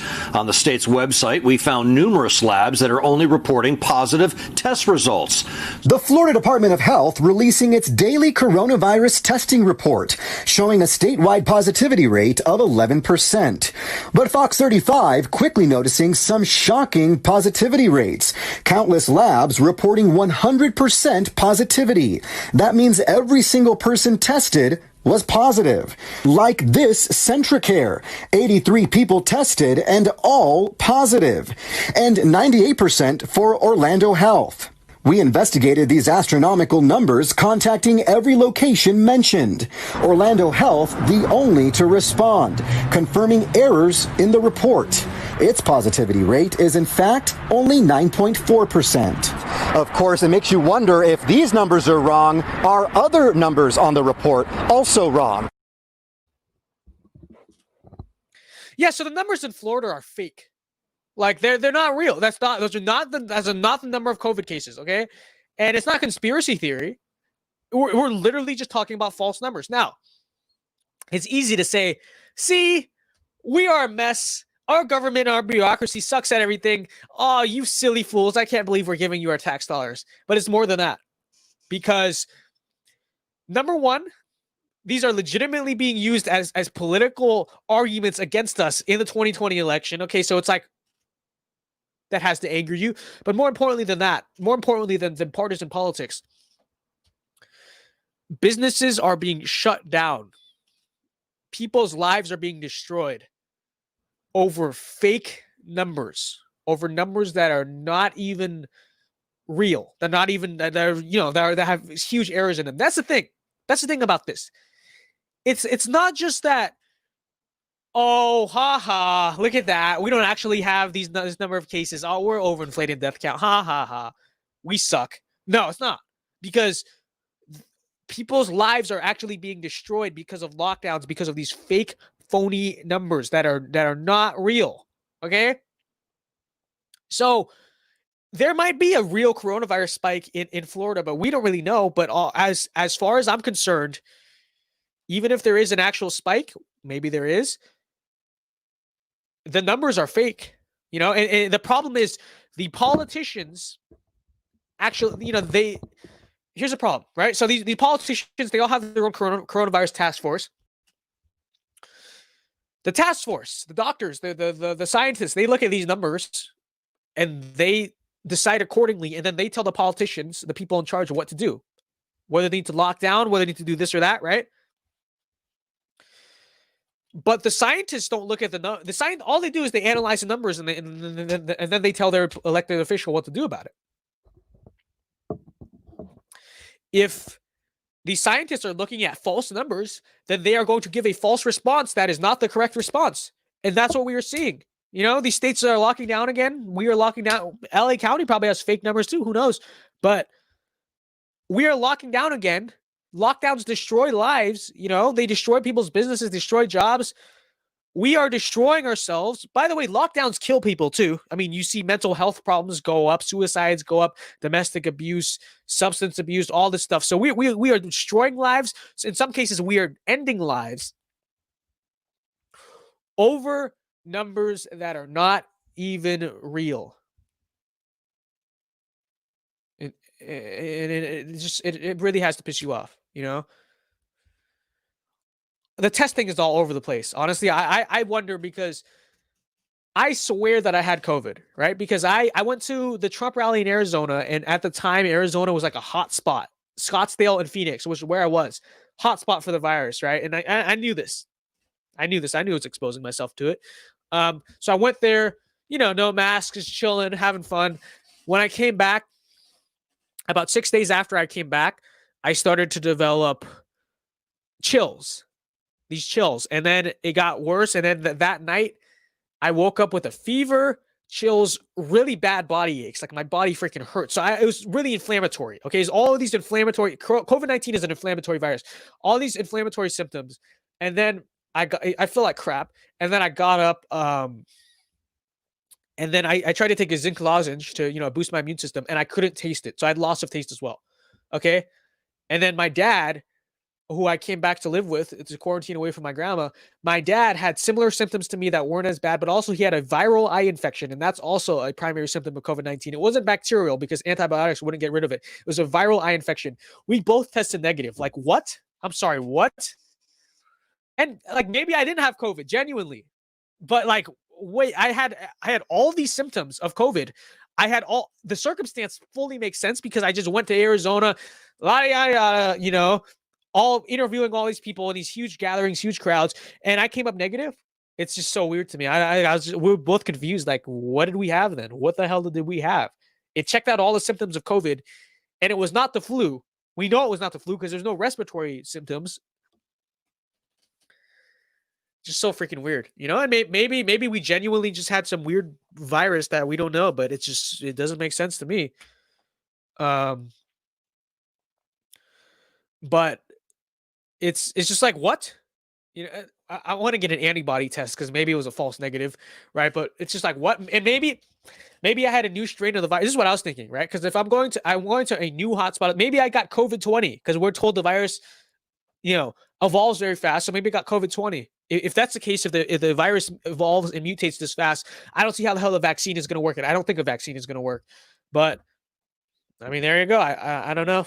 I don't know what to think, guys. But what I can tell you is that we are having our case count and our death count is super overinflated. And the problem with it is that not only is it being used as a political partisan attack against us on an election year and on a very important election year, but more than that, partisan politics aside, real people are getting decimated and destroyed and ruined because of fake numbers. Okay. Anyways, we're at 1:40. Okay, so we're 15 seconds away from the 2-hour mark. So I'm not going to say anything else until we reach the 2-hour mark. All right, so we can do the 2-hour gang thing. I wasn't able to do the 1-hour gang thing because we were busy with this show. By the way, what do you guys think of this show? Like I'm not gonna say it. Okay, we're at 2 hours, ladies and gentlemen. Comment hashtag 2-hour gang in the chat right now for the people who are at 2 hours. We got 41 viewers still at 2 hours. That's really good. That's really good for us. So yeah, comment in the chat right now. Hashtag 2-hour gang. All right, put it in the chat. All right. Shout out to Ella. You're a new viewer. Have I seen you on our streams before? All right. Well, if you're a new viewer, hello. Nate, you're familiar. Shout out to Nate. Shout out to Lexi. Shout out to Ty. Shout out to Ryan. Shout out to Eileen. Shout out to James. Shout out to Olivia. You're a new viewer too. I see some new viewers on here that I don't normally see. Shout out to Kayla. Shout out to Tasha. Shout out to People Blast. Shout out to Chevy. Shout out to Lexi. Shout out to Nerdy Scholar. Shout out to Isabella. Shout out to Galilea. You're a new viewer too, aren't you? Shout out to Kaida. Shout out to Shy. Okay. Shout out to Taco Schmacko 13. Shout out to you. Okay. Shout out to Trevor. All right. Yeah. What do you guys think of this? I felt like the last few weeks, I thought my show wasn't. I feel like this has been a good show. Like I'm just evaluating my own performance right now. I kind of feel like I've been pretty good tonight. I don't know. You guys are the judge of that because like 2 weeks ago, I think it was 2 weeks ago, I felt like I was sort of a mess and all over the place with my thoughts. And then some people said like that's the best show you've ever done. So I don't know. Sometimes that's like what I think, how I think I'm doing, and how other people think I'm doing is just totally out of whack. And I mean, it's your opinion that matters. I'm the commentator. I'm the one saying things to you guys, right? But I just feel like I've been doing a pretty good job tonight. But whatever. Let me know what you guys think. But anyways, last segment of the night, and then this has been a long show. Okay, because usually by like 1.5 hours we're done. 2 hours we're still talking about the news. That's why I'm like, dude, I'm doing good tonight. Freaking like half an hour opening segment. Like, damn, I'm like pretty good job, I think. But that you guys are the judge of that. Anyways, last segment of tonight. There's this video. Okay, the Chinese Communist Party. And while we're on the topic of coronavirus, we should not forget that China unleashed this on our people. Okay. They covered this up.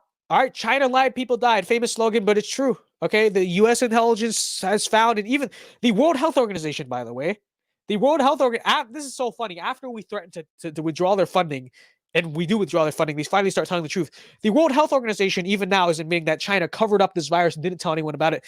China unleashed this virus on our people. Okay. I genuinely believe that part of the reason, because the communists are not, they're evil, but they're not stupid. Because they made sure the virus didn't leave Wuhan, but they didn't stop the virus from leaving to the rest of the world. I genuinely think that politics with America had a genuine role in all of this. Okay. Oh shoot, I need to charge my computer. All right, hold on a second, guys. I got to get my computer charger, and it's downstairs. Okay, hold on. I'll be right back. Don't go anywhere. All right, I still want to see 41 people on the stream. I'll be like a minute, but I got to go get my computer charger. And I guess in the meantime, because you know what I need? I need one of those like we will be right back screens. But in the meantime, I guess I can play my countdown. But yeah, I'll be right back. All right, give me a second. Vince Dow, you're like the only Asian conservative commentator.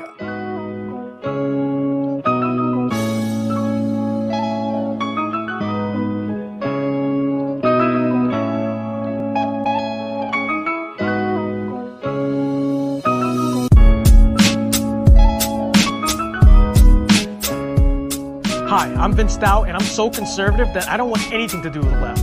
In fact, I don't even turn left when I walk.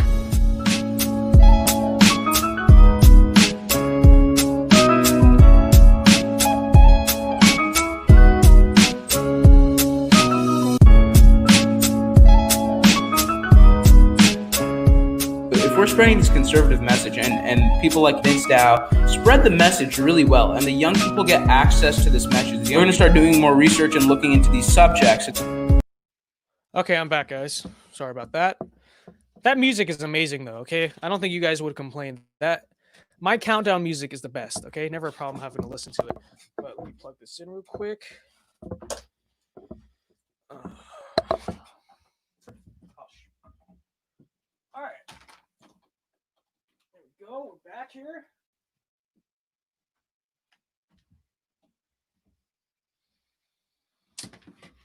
Okay, we're back, folks. Jeez, we had 37 comments since we've been gone. That's crazy. What song is that? Thank you for reminding me. I actually need to put the song credit in this thing. Actually, it's from the YouTube audio library, and it's called "Crying Over You" from the YouTube audio library. And I actually need to put credit for the thing so I don't get copyrighted. But well, not YouTube audio library, creator. Okay. Anyways, as I was saying, China really they unleashed this virus on our people. Okay, and I really think that part of their motive was, hey, it's an election year. We want to get Trump out of office because Trump is actually the one holding us accountable, right? And they knew it's like, okay, U.S. has very bad bureaucracy, so they will not be prepared to handle this. So we could destroy the U.S. economy, and we can make Trump look bad because there's a pandemic under his presidency. I genuinely think there's a sinister agenda by China to get him out of office because they want Joe Biden. They want that globalist buffoon to sign off on any trade deal. Like, oh, here's a trade deal. Okay, I will sign, sir. They know Joe Biden can't negotiate a trade deal. They know he's a globalist, right? They'll just let China run roughshod over our country. There's a record of this. There's a record of Joe Biden, saying that China's not going to eat our lunch and defending China. Joe Biden lobbied for China to join the World Trade Organization. And they knew. I mean, look at what happened to Trump's economy. Look what happened to Trump's poll numbers. They knew what would happen. We all knew what was going to happen. They knew what would happen. They knew what they were doing. But it's sad that so many people defend or make excuses for the Chinese Communist Party. Anyways, that's not what I actually wanted to talk about. I just want to emphasize to you that China is evil. Okay, in the last hour of this stream, if you don't pick up anything else, pick up this: China is evil. They are the Nazi Germany of our time, and I don't say that lightly. Okay, so I'm gonna pull this up on Twitter real quick. But there's this video that is very disturbing, but I feel like you guys all need to see. So let me go on Twitter real quick. As we know, China has been persecuting the Uyghur Muslims, and it's crazy to people who always talk about Islamophobic. Let's not be Islamophobic, guys. They say nothing about this. Nothing about this. So as we all know, in China has been locking up Uyghur Muslims in concentration camps, strongly persecuting them, sending them to forced labor. But there's specifically this video out of communist China that is just so insanely disturbing. And I really want you guys to see this. Okay, so this video, if I can find it, this video shows, and anyone also who remembers about learning the Holocaust in school would find this especially disturbing. Uyghur Muslims blindfolded with shaved heads being loaded by armed Chinese Communist guards onto trains to go to some unknown location. It's freaking disturbing, I'll just play the video. It's just insane. I mean, it's just freaking insane. And it's genuinely very, very disturbing to watch. Okay, but we all need to see things like this. Here it is. So this is drone footage from some whistleblower in China who nobody knows who they are, and I'm sure they've disappeared, gone missing since then. But blindfolded Uyghur Muslims with shaved heads being loaded onto trains, presumably being sent to concentration camps. Do you see the parallels, Nazi Germany? I mean, this is no longer political talking point. Trump is Hitler. No, this is legitimately you know, Holocaust Nazi German parallels. Check this out. Check out this video.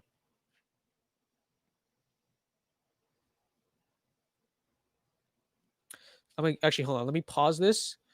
I'm gonna take off this banner so you guys can see it. All right. So there we go. I'll start from the beginning. There we go. Okay. So check this out. So there's the train, as you can see. He's recording from the drone. You can see the Uyghurs being loaded onto trains. But look at this. Look at this. It's low resolution, but look, you can see them. They're handcuffed, it appears, and like crouching down, blindfolded, shaved. You can see that their heads are shaved, and they're being loaded onto trains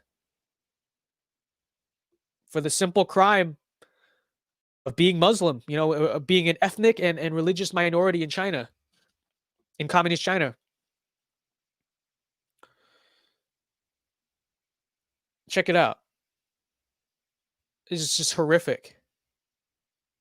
Absolutely disturbing. Look at this. And you can see now you see them being loaded onto the train. That's the end of the video. It's a crime against humanity. I mean, really. I mean, you won't see the UN Human Rights Council condemn it because it's controlled by China and Iran and all the dictatorial states. Who cares what the UN says? This is a crime against humanity. I mean, this is the modern day Holocaust. This is the modern day genocide happening in our time, in our world. And so many people are turning a blind eye to it. And not just across the world, specifically in America. But the great irony of the fact that there is a genocide going on, there's a Holocaust going on in our time, the great irony of it is that here in America, the people who constantly virtue signal and complain to us about how deeply racist, evil, and bigoted the United States of America is, in case you couldn't tell yet, I'm talking about specifically about the Hollywood actors, the Hollywood celebrities. The Hollywood celebrities who constantly virtue signal about how great of people they are and how evil the United States are enablers in this genocide. Not only do they refuse to say a word about the Uyghur genocide in China, but Hollywood regularly, and you can research this for yourself, has a huge market in China. Americans regularly censor our own movies so that they are playable and viewable in China. So while Hollywood makes millions off of the Chinese Communist Party,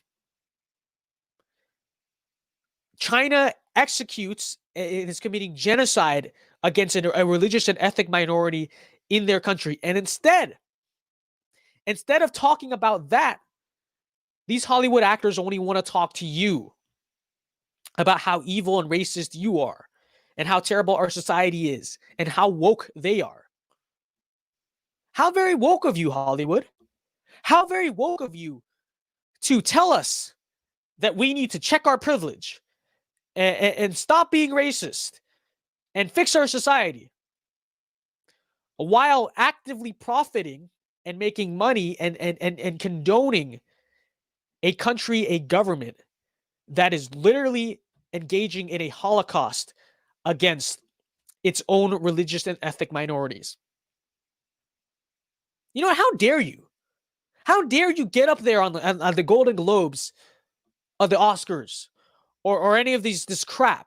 How dare you get on Twitter and talk to us about how we need to fix systemic racism in our country?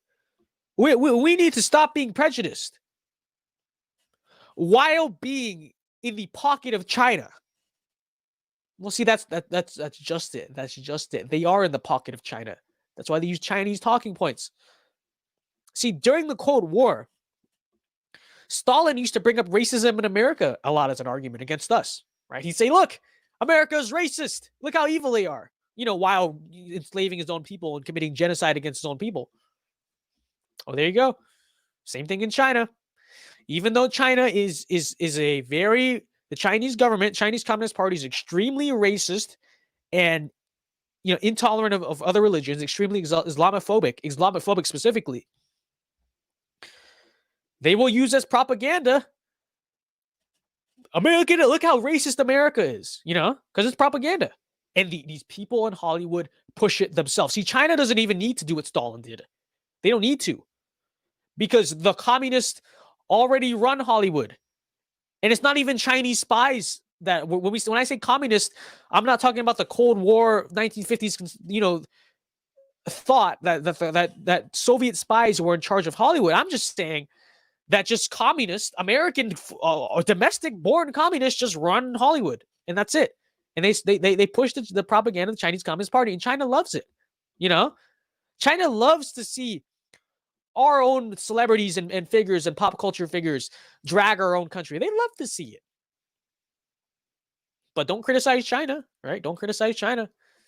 Same thing with Hong Kong.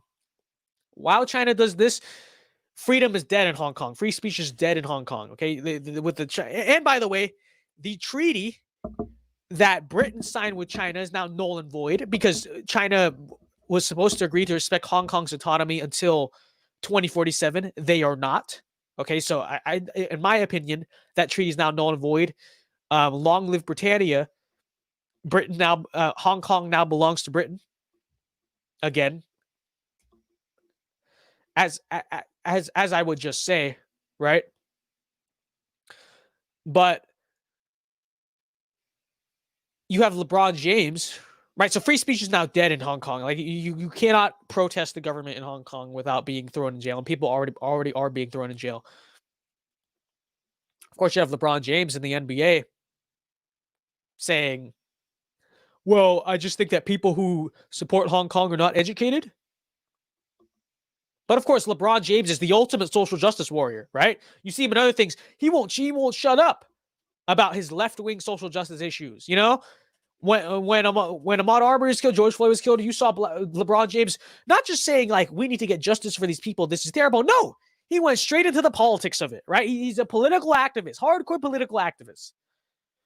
Always talking about how racist America is, how oppressive America is, systemic racism. Look at this. Black people can't even go out in the street without being safe. So all these political issues, trying to be so woke, so social justice-y, and yet straight up defends China, straight up says that people who support Hong Kong are not educated. Seriously.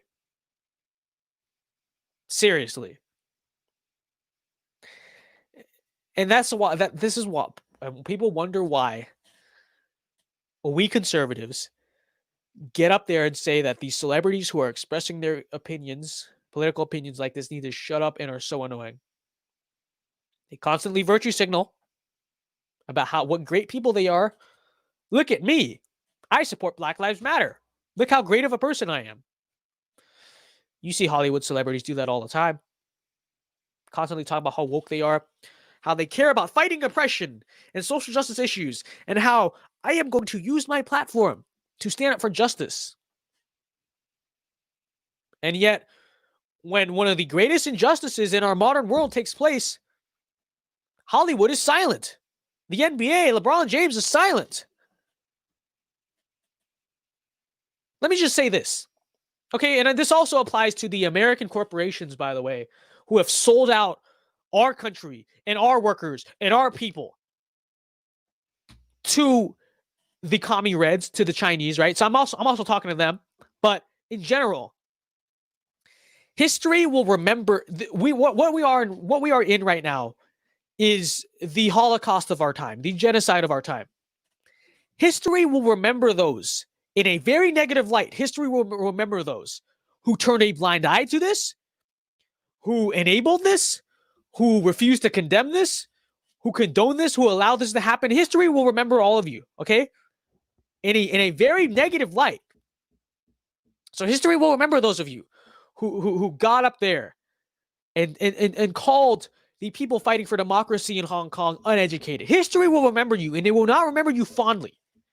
It will remember the multinational corporations that sold out our country to China and let China take over our country, control our economy, that forced our people to become economically reliant on those commie reds. Because and it's not just that. We are in a new Cold War right now with China. I mean, that's really what we are.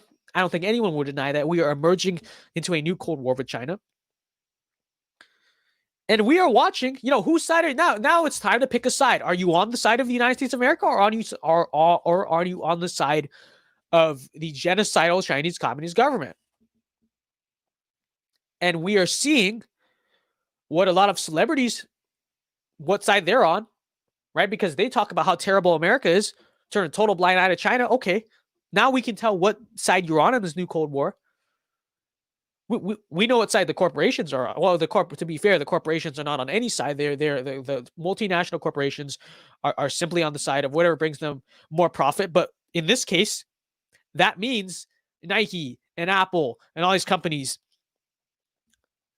outsourcing our jobs to China and using slave labor to make our shoes and our products and selling them back to Americans. So we know that the transnational corporations, we can tell what side they've picked in all of this. But it's time to pick a side. But history will remember. People will not forget history. The historians, history will not, and God, but history will not remember, or will remember rather, but very, very, very negatively. Those of you who did not take the right side here. That's all I'm saying. Okay. So if you care, listen, I think, listen, Hollywood celebrities, I think your politics are stupid and idiotic, but the bottom line is if you deep down care about fighting for what you perceive to be justice, then why don't you stop worrying about your own finances, because you are already rich and you talk about freaking socialism and redistributing wealth anyway, so it shouldn't be much of a problem to you, right? Redistributing wealth to do the right thing, right? That's what Hollywood always talks to us about doing. So, okay. So you should do it, right? Why don't you stop worrying about, pissing off the people who make you a lot of money and actually stand up and do the right thing? And be a real social justice warrior. And stop ignoring this, Stop ignoring. Let me share the screen again real quick. Stop ignoring this.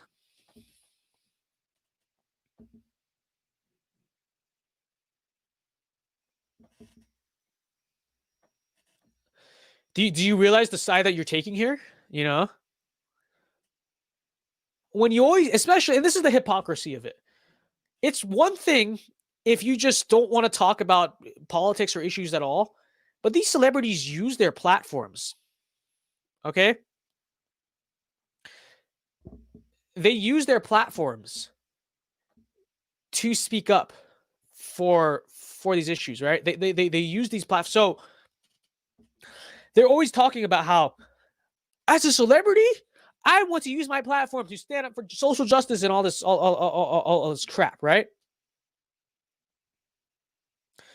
But then, with the precedent set that, hey, I'm a celebrity and I'm going to use my platform to stand up for social justice and equality, to use your platform to turn a blind eye to this?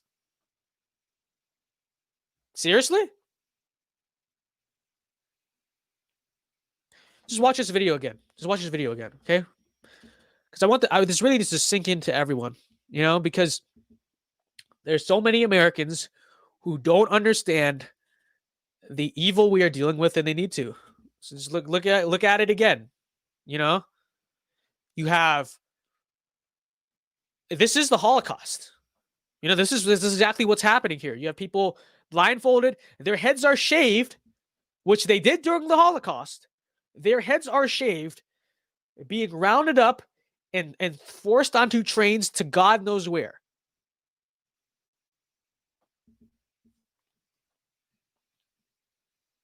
I'm sorry, woke celebrities, but it's time for you to say a damn thing. It's time for you to say a damn thing. That's bottom line. That's what I'm going to close with tonight, which is that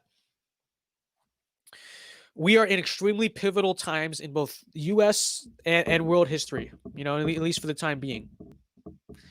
We're emerging into a new Cold War with China.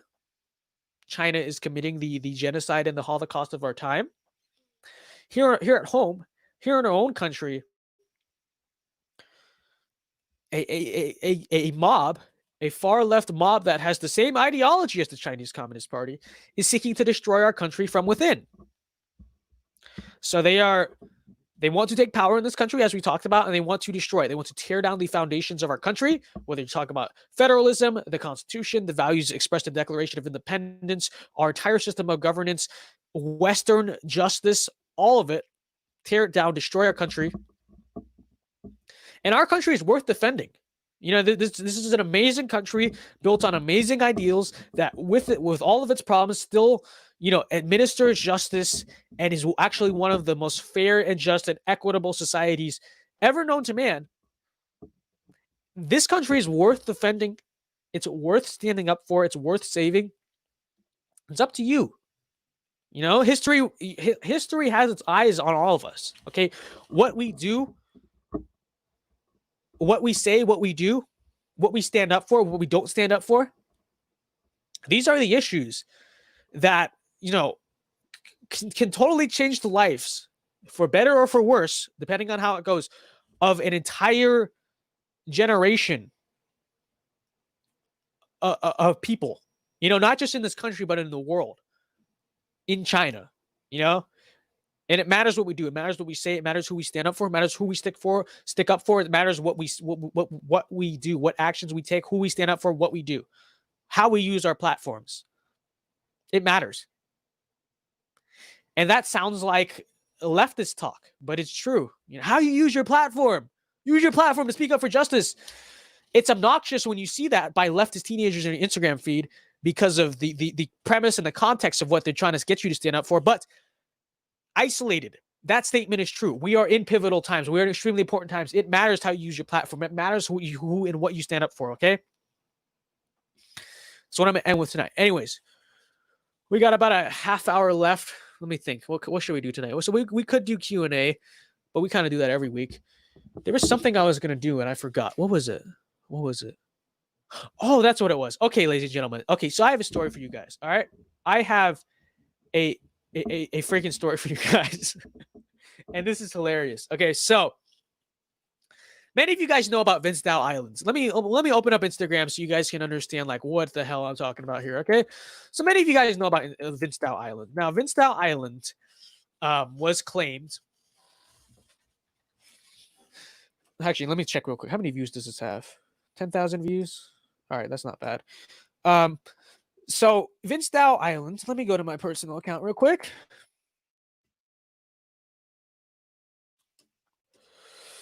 Where is it? Vince-Dow Island. Actually, am I sharing audio here? Oop, I need to share audio. All right, hold on. Let me fix that. Share screen, Chrome tab, audio. Boom. Okay, now we're there. Now we got audio going. Okay, so on June 16th, some of you guys, some of Dowpack, claimed an island for me on Google Maps. Okay, introducing Vince-Dow Island, Amherst, Massachusetts. You guys know this story. You guys already know about this, right? But there are updates to this story. Okay, so this week, one of you lovely people, Colby Davis. Shout out to Colby Davis 42. Make sure you follow him on Instagram. He's been doing a lot of great work for the Vince-Dow Army. Okay. Oop. He claimed a new island in Maine, Vince-Dow Isle. Okay. So we got a new island, added a new island to the empire. We are glorious imperialists here. We added a new island to the empire. But ladies and gentlemen, you guys know my best frenemy in the game, Lance Videos.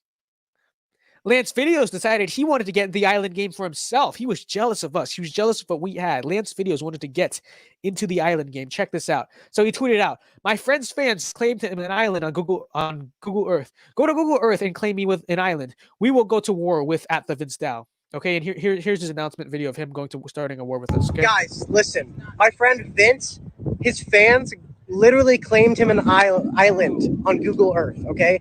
Go to Google Earth, my legion of Lancers, okay? And claim me an island. Lance Videos Island. Somebody go do that. I'll be the most grateful person if you literally name an island after me. So go find it. Go claim me an island. Guys, listen. By the way, check out this ratio. Check out this ratio. 1 retweet, 6 likes, 23 comments. That's what I call a ratio. Okay. So he declared war on me, and the island wars began. The island wars began. And let me just tell you something.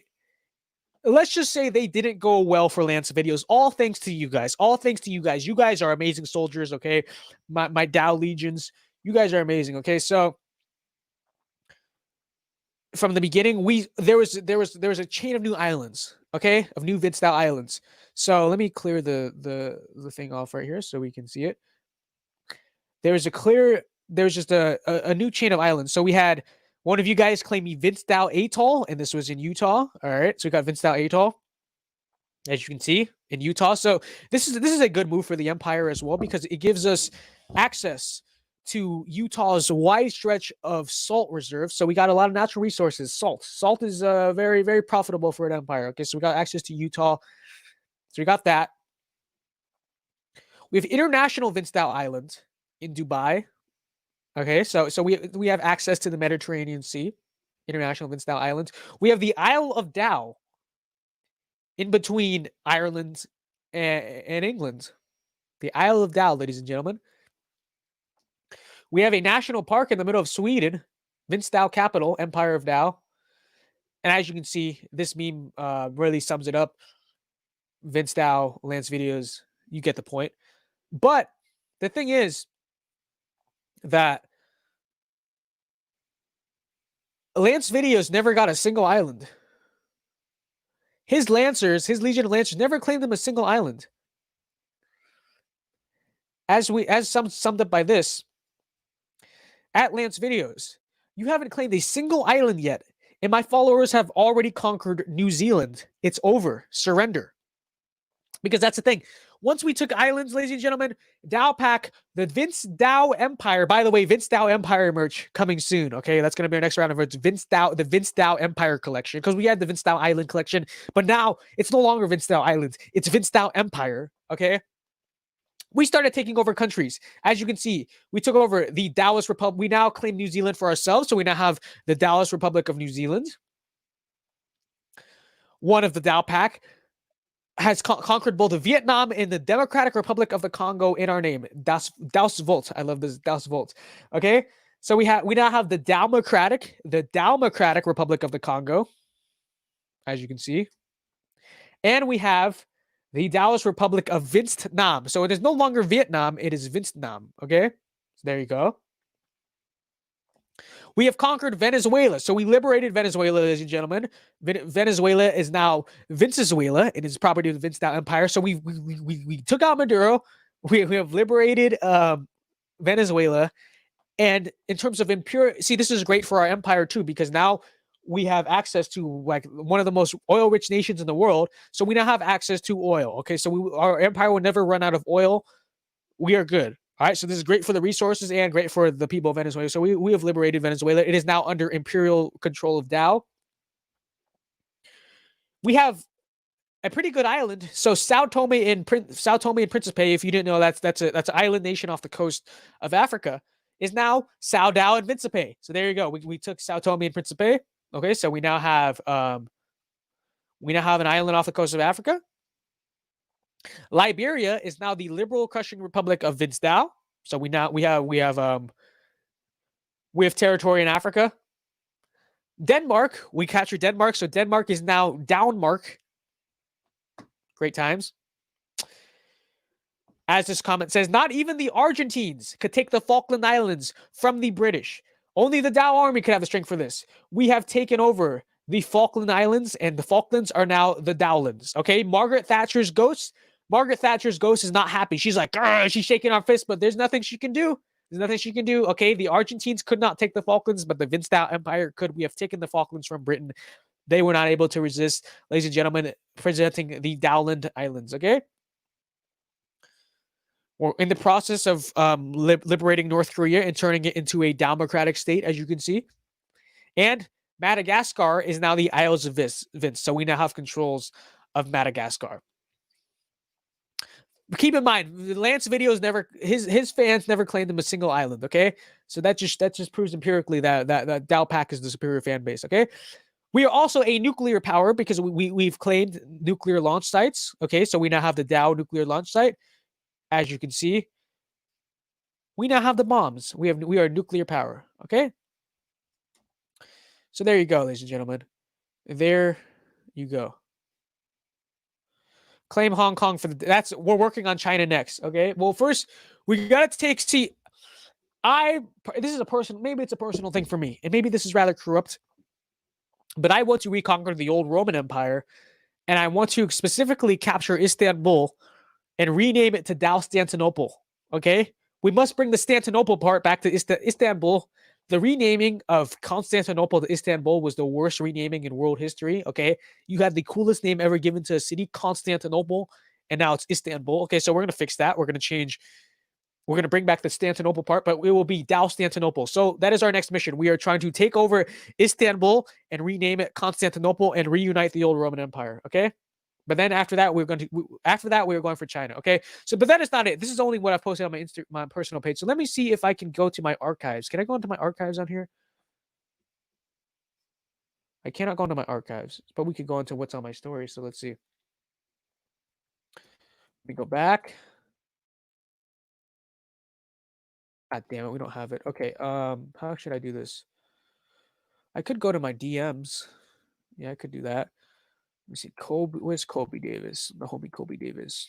Colby Davis. Oh, here. Here. Colby Davis. 42, I believe. Yeah, there you go. Okay. So, let's check this out real quick. We have expanded into the realm of pro sports. I present the Douston Celtics. That's funny. But, ladies and gentlemen, check this out. We have not just taken over. We've not just taken over territory, ladies and gentlemen. We have taken over. Oh, is it? Who had it? Okay, yeah, it was this one. It was this one. Okay. So, ladies and gentlemen. Oh, where is it? Okay, there's Vince Dow Isle. Where's the Doubt Star? Is he the one that made? Maybe he's not the one that made it or something. Oh, here we go. Okay, so, ladies and gentlemen, we now have a Death Star under construction, and it is the Doubt Star. Okay, so we're working on that.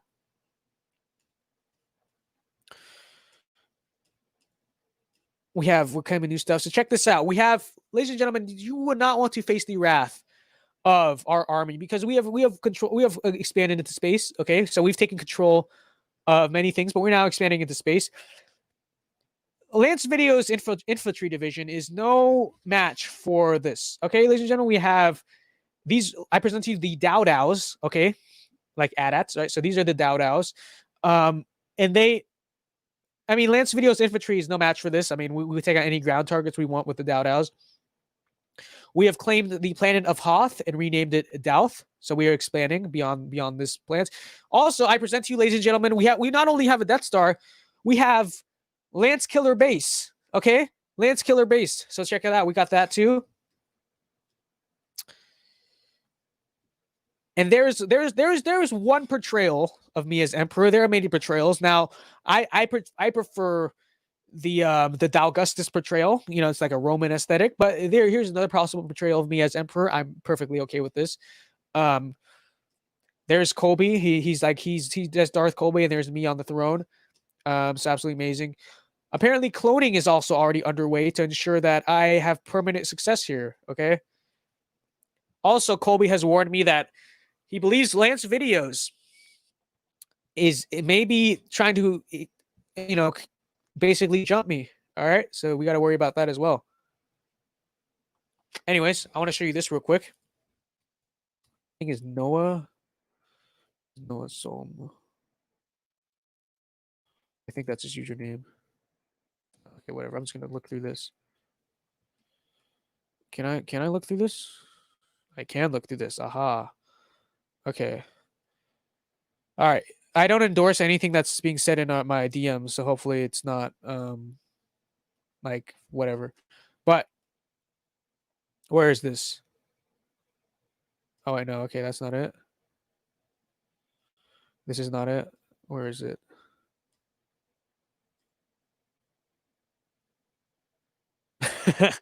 See, okay, I'll show this in a second, but just to give you context, we have basically conquered everything in the universe at this point. So as you can see, define everything, what Vince Dow possesses, that's pretty accurate.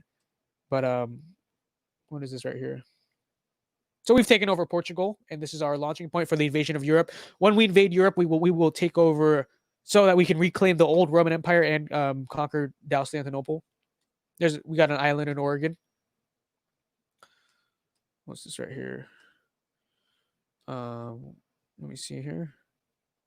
We have conquered Mars, ladies and gentlemen. We have conquered Mars. I know this is the first time seeing this. Let me like this. This is from Hugh. He was one of the moderators. Shout out to him. We have conquered the planet of Mars.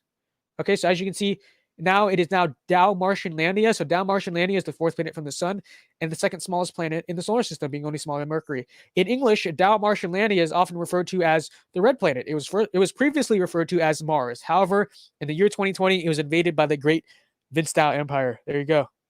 Okay, there you go. So we took over Big Ben. All right, because it's silly British. We are the true imperialists now. So we have taken that from them. Okay, as you can see, that there's the bombs. All right, so that's not it. Let me see here. All right, ladies and gentlemen, here we go. Here's one. I present to you the Imperial Star Destroyer. Okay, so Lance Videos is no match for our Imperial Starfleet. This is what I was looking for. This is the Imperial Star Destroyers. Okay, so the Star Destroyers. I mean, Lance Videos is absolutely no match for what we have. Okay, he's not ready for this Imperial Starfleet. All right, I'm sorry, he's just not ready for it. All right, Lance, he cannot handle our Imperial Starfleet. Are you kidding me? Anyways, so what's Noah got going on here? Oh, yeah, we claimed a part of Texas. All right, so that's good. That's good. That's good. I'm literally just going through DMs and trying to figure... There we go. Ladies and gentlemen, we have conquered the entire solar system. Check this out. Every planet in the solar system, including our own moon, is now property of Vince Dow Empire, as you can see. Absolutely fantastic. As you can see, the Douth Star is now under construction. I can't find the picture of me with the galaxy. I don't know which one that is. Which one is it? Is this it? No. No. This is very risky. I'm just going through my DMs and seeing what I have to find it. So it could be some really crazy. Oh wow. So we conquered Japan. I forgot to mention that. I don't know where that is, but we conquered Japan, and we are now in the process. Now that we have control of anime, we are in the process of fixing anime. We are going to rid anime of all the degeneracy and make anime only Vince Dow approved and non-degeneracy anime. So as you can see, we got Vince Dow anime going. That actually looks sick. All right, like you cannot even deny this looks freaking sick. Vince Dow anime, ladies and gentlemen. All the anime in Japan, most of which is degeneracy, will be replaced with good, solid anime. So there you go. Okay. So as you can see, we took over Africa. Africa is now Dowfrica. Downmark. Liberia. Okay, I already showed you guys this, so I'm not going to show it to you guys again. Taking over New York from Dictator Cuomo. My lord, we have 200,000 units of clone troopers. Okay, so we have a clone army on top of Dowpack. We have a clone army. Lance Videos is not prepared for this. Okay.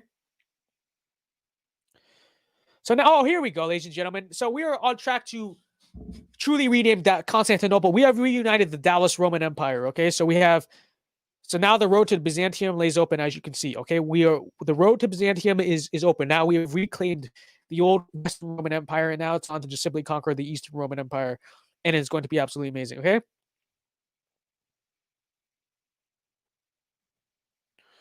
I'm opening these DMs on stream, but ladies and gentlemen, the worst part about this all, for Lance Videos, is that we have conquered his home state of Texas. I believe it's in here. Yes, here we go. We have conquered his home state of Texas, ladies and gentlemen.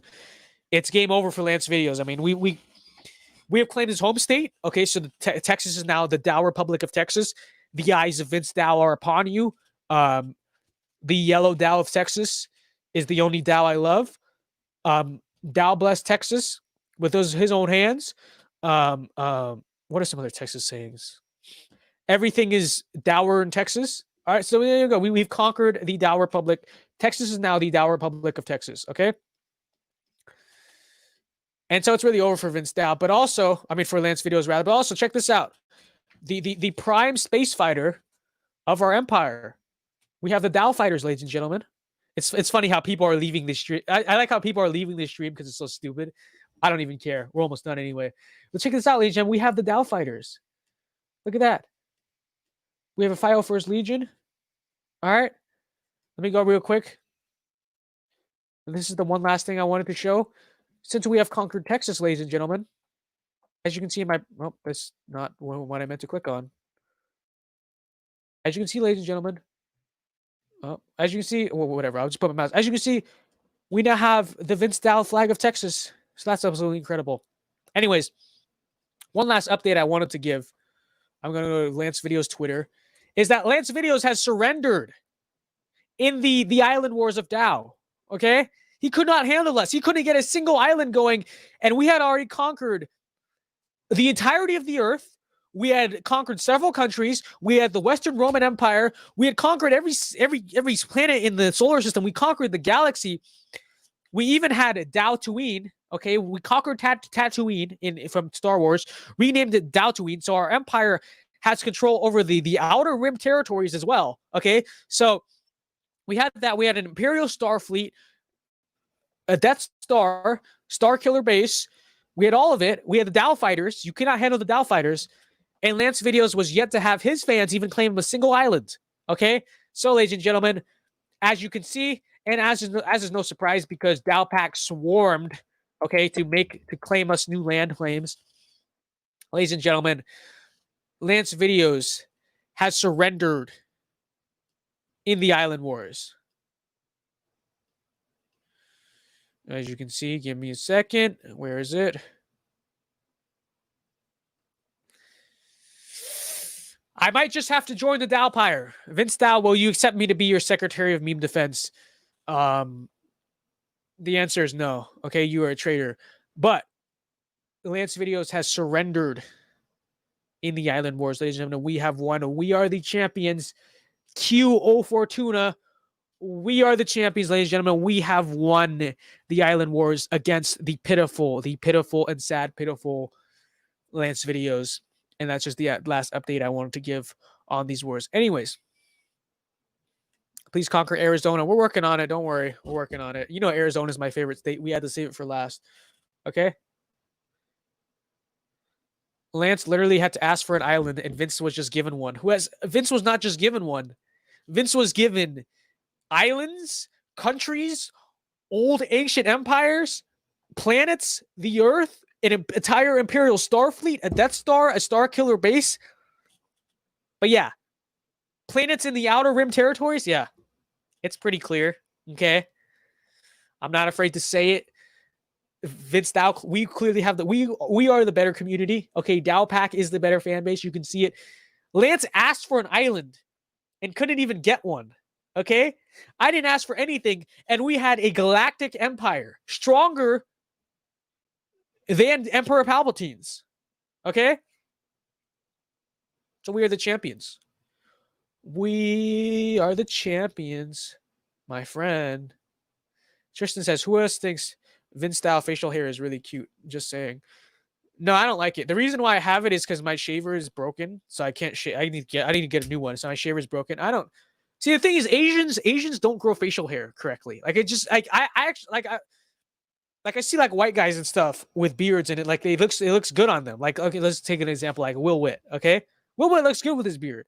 But the problem with Asians is we don't grow facial hair correct. Like it doesn't grow evenly. Like it doesn't connect. Like it's just all this. Like I have like a chin hair and it doesn't connect. Like our facial hair doesn't grow evenly, and that's the problem. Asians cannot grow facial hair correctly. Like I grow facial hair very fast, but because of my freaking Asian genetics, it doesn't look right. Like it doesn't grow correctly on Asians. Like it's all disconnected.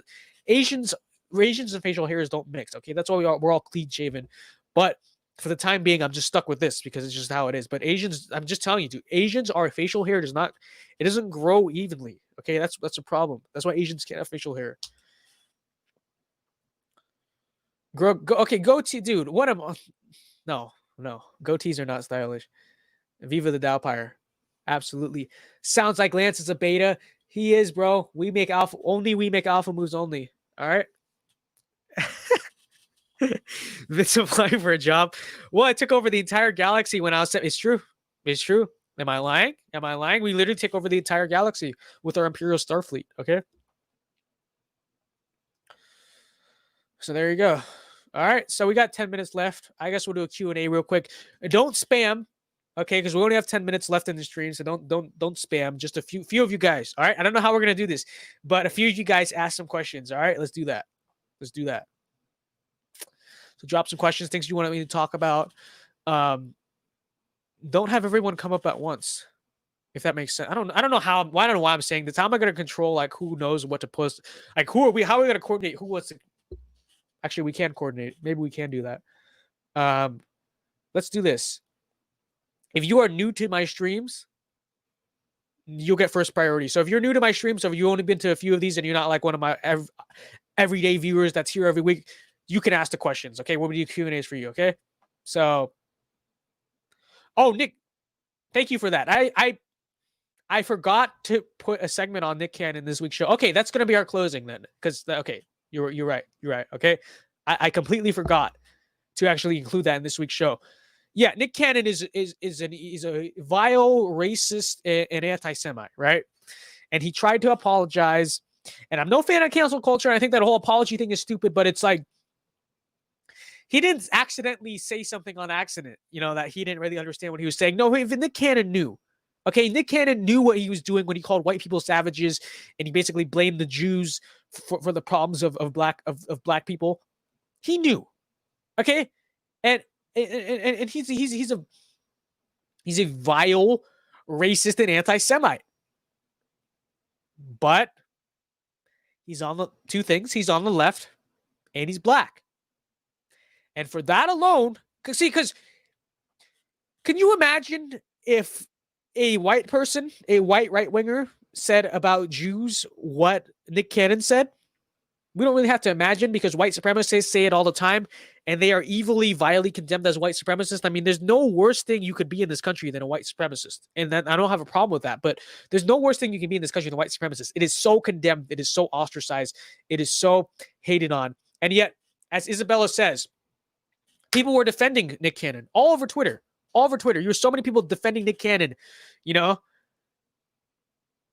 And it's because he's a black leftist. Okay, the rules don't, as much as the left talks about equality, the rules don't apply equally in the left society. Okay, if you are a minority, specifically if you are black, and you are a left winger, you literally can say whatever the hell you want. Okay, so Nick Cannon can call white people savages and barbarians. He can say that crap about Jewish people and get a large number of people defending him and not even get fired, and get a large number of people defending him, because those are the rules.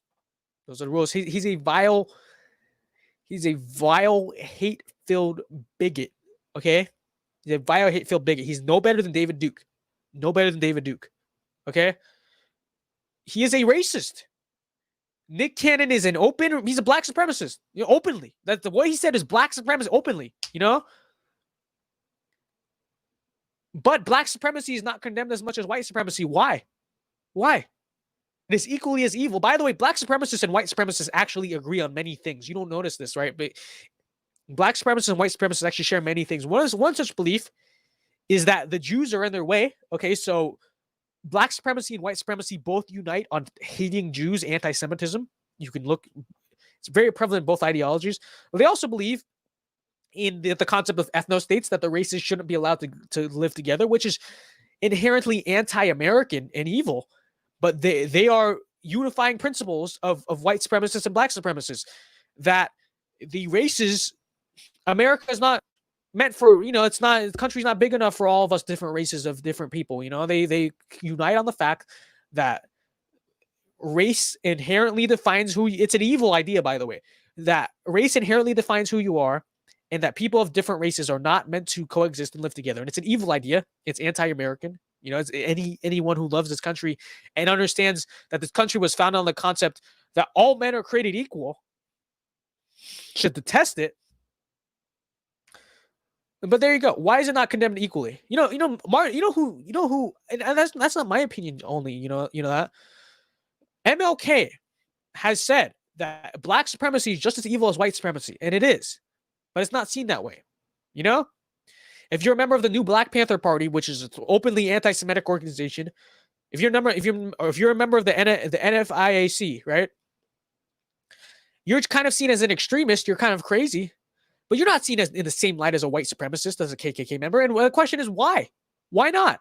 Because you're equally as evil. What you believe is equally as evil. In fact, you believe what white and black supremacists, as I said earlier, agree on many of the same things. And believe in the core principle that the races are not meant to live together, and unite on the concept of anti-Semitism.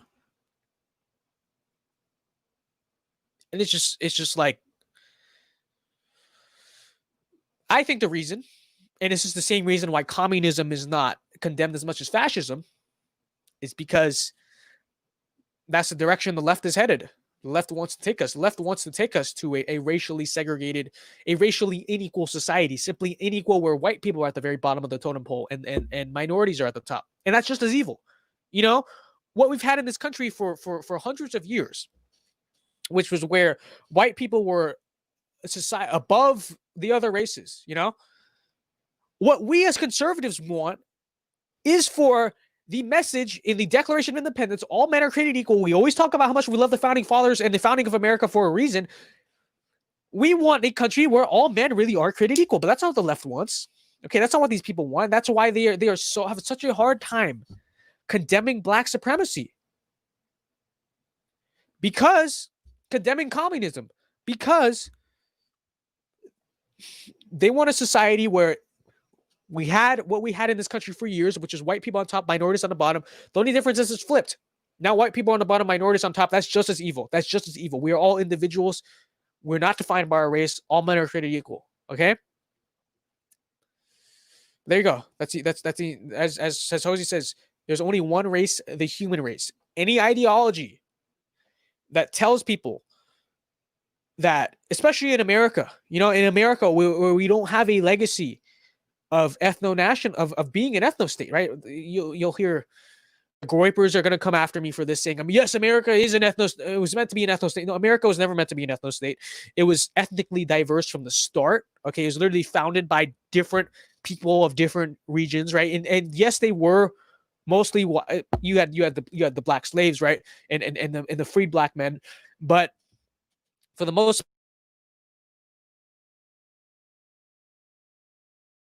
we found in a very ethnically diverse situation. You had the British.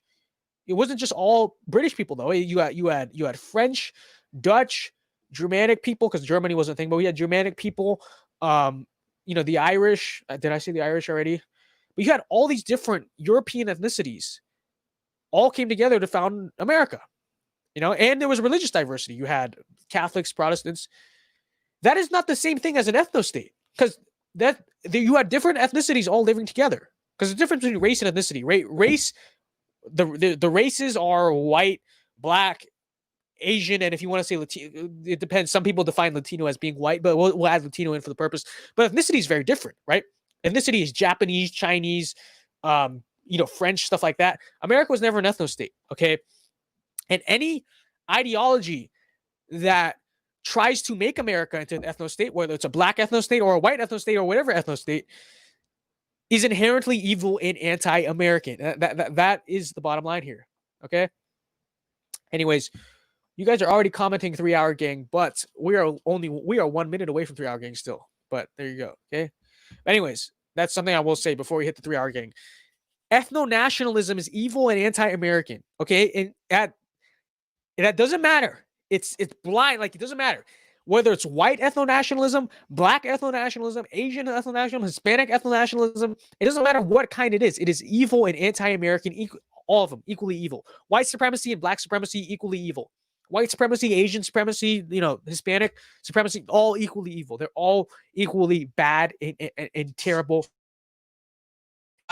Okay. Anyways, ladies, why did I get kicked out like that? Anyways, ladies and gentlemen, we're gonna end the stream, but first we gotta do the 3-hour gang. All right, we gotta do the 3-hour gang. So, ladies and gentlemen, shout out to the 3-hour gang. Shout out to People Blast. Shout out to Ryan. Shout out to Nate. Shout out to Eileen. Shout out to Carlos. Shout out to Tristan. Shout out to Jacob. Shout out to people. Shout out to Lexi. Shout out to Jacob. Shout out to Olivia. Shout out to James. Shout out to Nate. Shout out to Kayla. Shout out to Tasha. Shout out to Ella. Shout out to Victoria. Shout out to Tasha. All right, ladies and gentlemen, shout out to the 3-hour gang. Anyways, that's gonna wrap it up for tonight's stream. We hit 3 hours. You know how it goes. Shout out to Josie. Shout out to Nerdy. Shout out to Galilea. Shout out to Isabella. That's gonna wrap it up for tonight's stream. Thank you very much. We hit 3 hours. That was a marathon. I thought that was a good show. Let me know what you guys think. But yeah, if you thought it was a great show as well, hit the like button. You guys are in the live chat, but if you're watching on the replay and you thought it was a good show, leave a comment. All right, let me know how it went for you. But yeah, that'll do it for this week. Before you guys go, make sure you guys buy my merch. All right, check out my merch. We have time. I'm going to feature the merch real quick. teespring.com/fit. teespring.com. Oh, shoot. Okay. Check out the merch, guys. All right. As you can see, we have the Vince Dow 2040 collection. We have these shirts that simply say Vince Dow on them with the cool designs. At the Vince Dow. Currently on Alpha Energy. This was a very popular shirt. So we got that. Vince Dow. As you can see, we got Dow Pack. We got Dow Pack shirts. This is a very popular hoodie. This is actually, I think this is the most popular hoodie. Check this one out. Alpha Moves Only. Okay? The official Alpha Moves Only hoodie. And we have the Vince Dow Islands merch. Okay? And the Vince Dow Empire merch will be coming soon. So yeah, make sure you guys go check it out. All right? Link is in the description. Also, if you want to join my Discord server, Discord's a great community. If you want to join my Discord server, you can do that. I will link in the description. But anyways, that'll wrap it up for tonight, ladies and gentlemen. Thank you very much for tuning in. Hope you guys have a great rest of your night. Get a good night's sleep. Have a great weekend, guys. But I will see you guys next week, right here, same time, 10 p.m. Eastern time, on episode 14 of America Rising, The Vince Dow Show. That'll do it for this week. Have a great rest of your night and have a great week. See you guys next week. All right. Bye-bye. Good night.